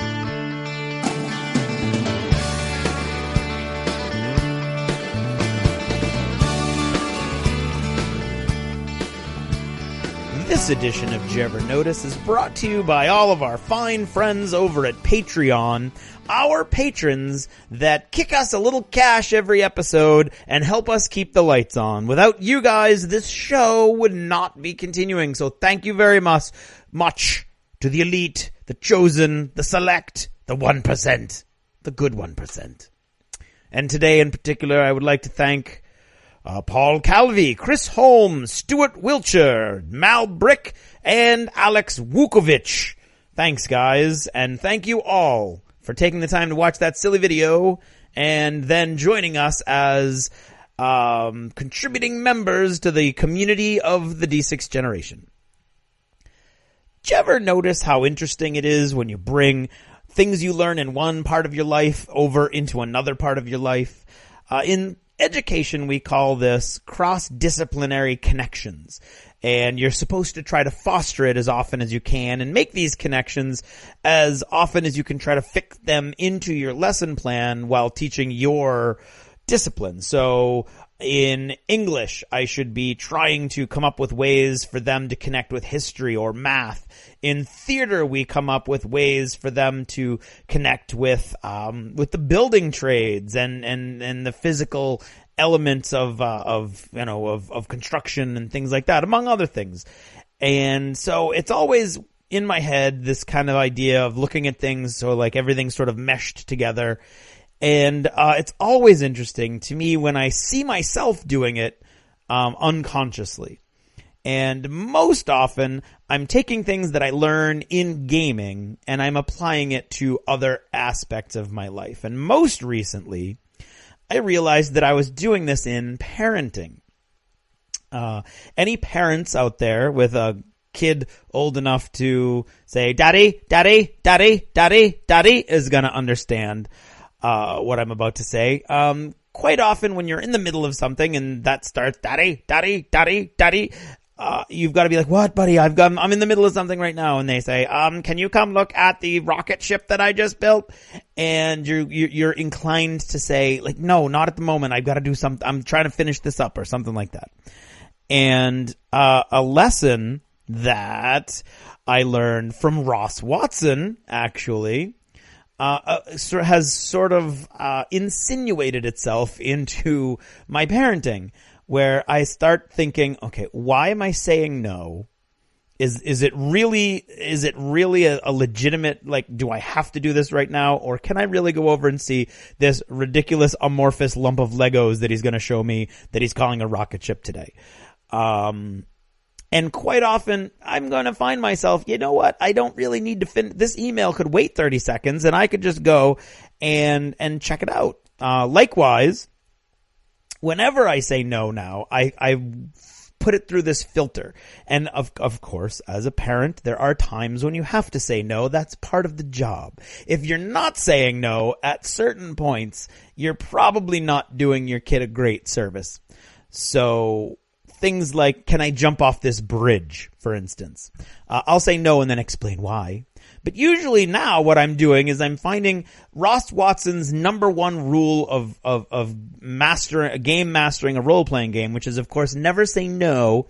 Just focus on the implications and the ramifications of the action. So you don't say, "Nope, you can't do that." You say, "Well, you could try to do that." But for instance, you could try to jump off the bridge, but then you're going to crash down on all those rocks below and really hurt yourself. I mean, the kid's only 5, so you don't want to get too graphic.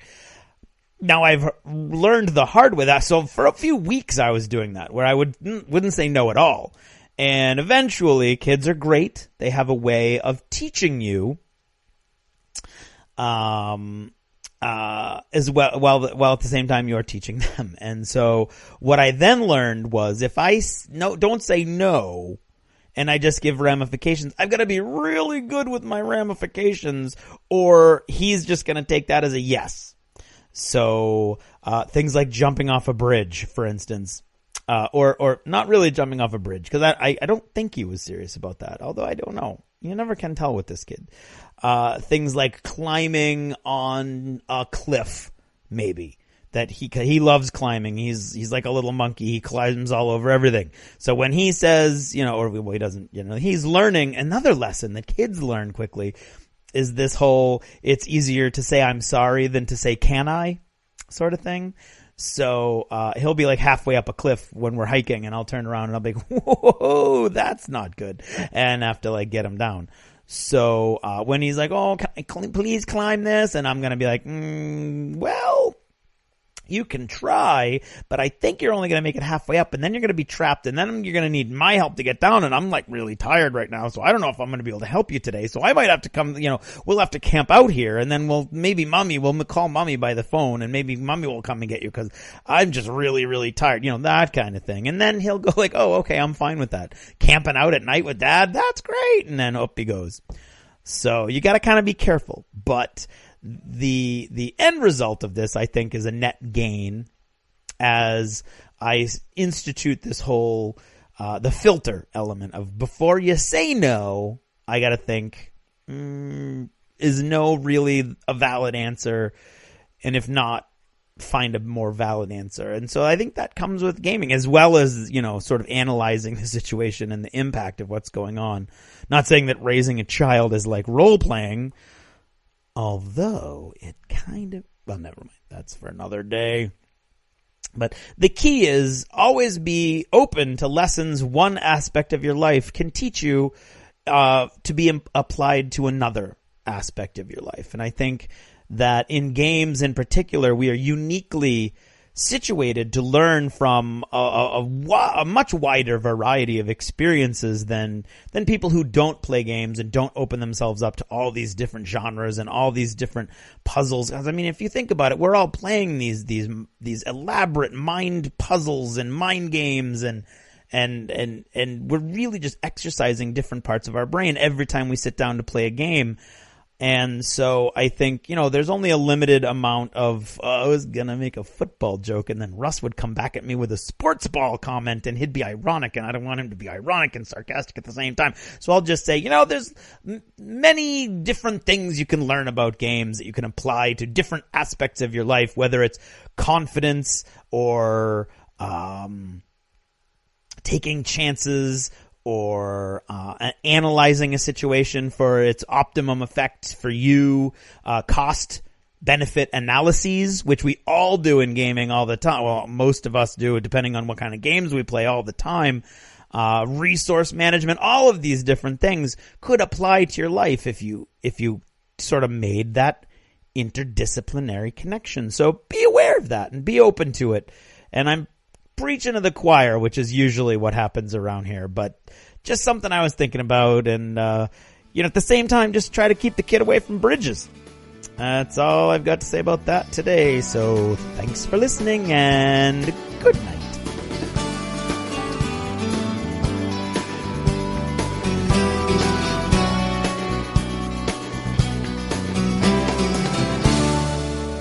Achievement unlocked. You've made it to the end of another D6 Generation episode, the podcast whose humor has universally been acclaimed as not too horrible. Please let us know what you thought of the show by either emailing us at info@the d6generation.com or by posting in our official D6G episode thread at the top of the DACA discussions forum on DACA.com. If for some inexplicable reason you actually enjoyed this show, you can help others find out about it by leaving positive reviews on iTunes. See you in 2 weeks. Thanks for listening, and happy gaming. The theme from Total Fangirl comes from the soundtrack of The Last Night on Earth, the zombie game, courtesy of Flying Frog Productions, and is a composition of Mary Beth Magalanes.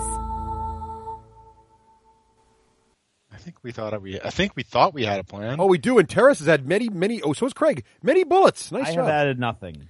Oh, well, what is that? So, what is that from you? Notes for travel. Brings shampoo. Okay, good. That's fine. That's got to be all Teras. Bring shampoo.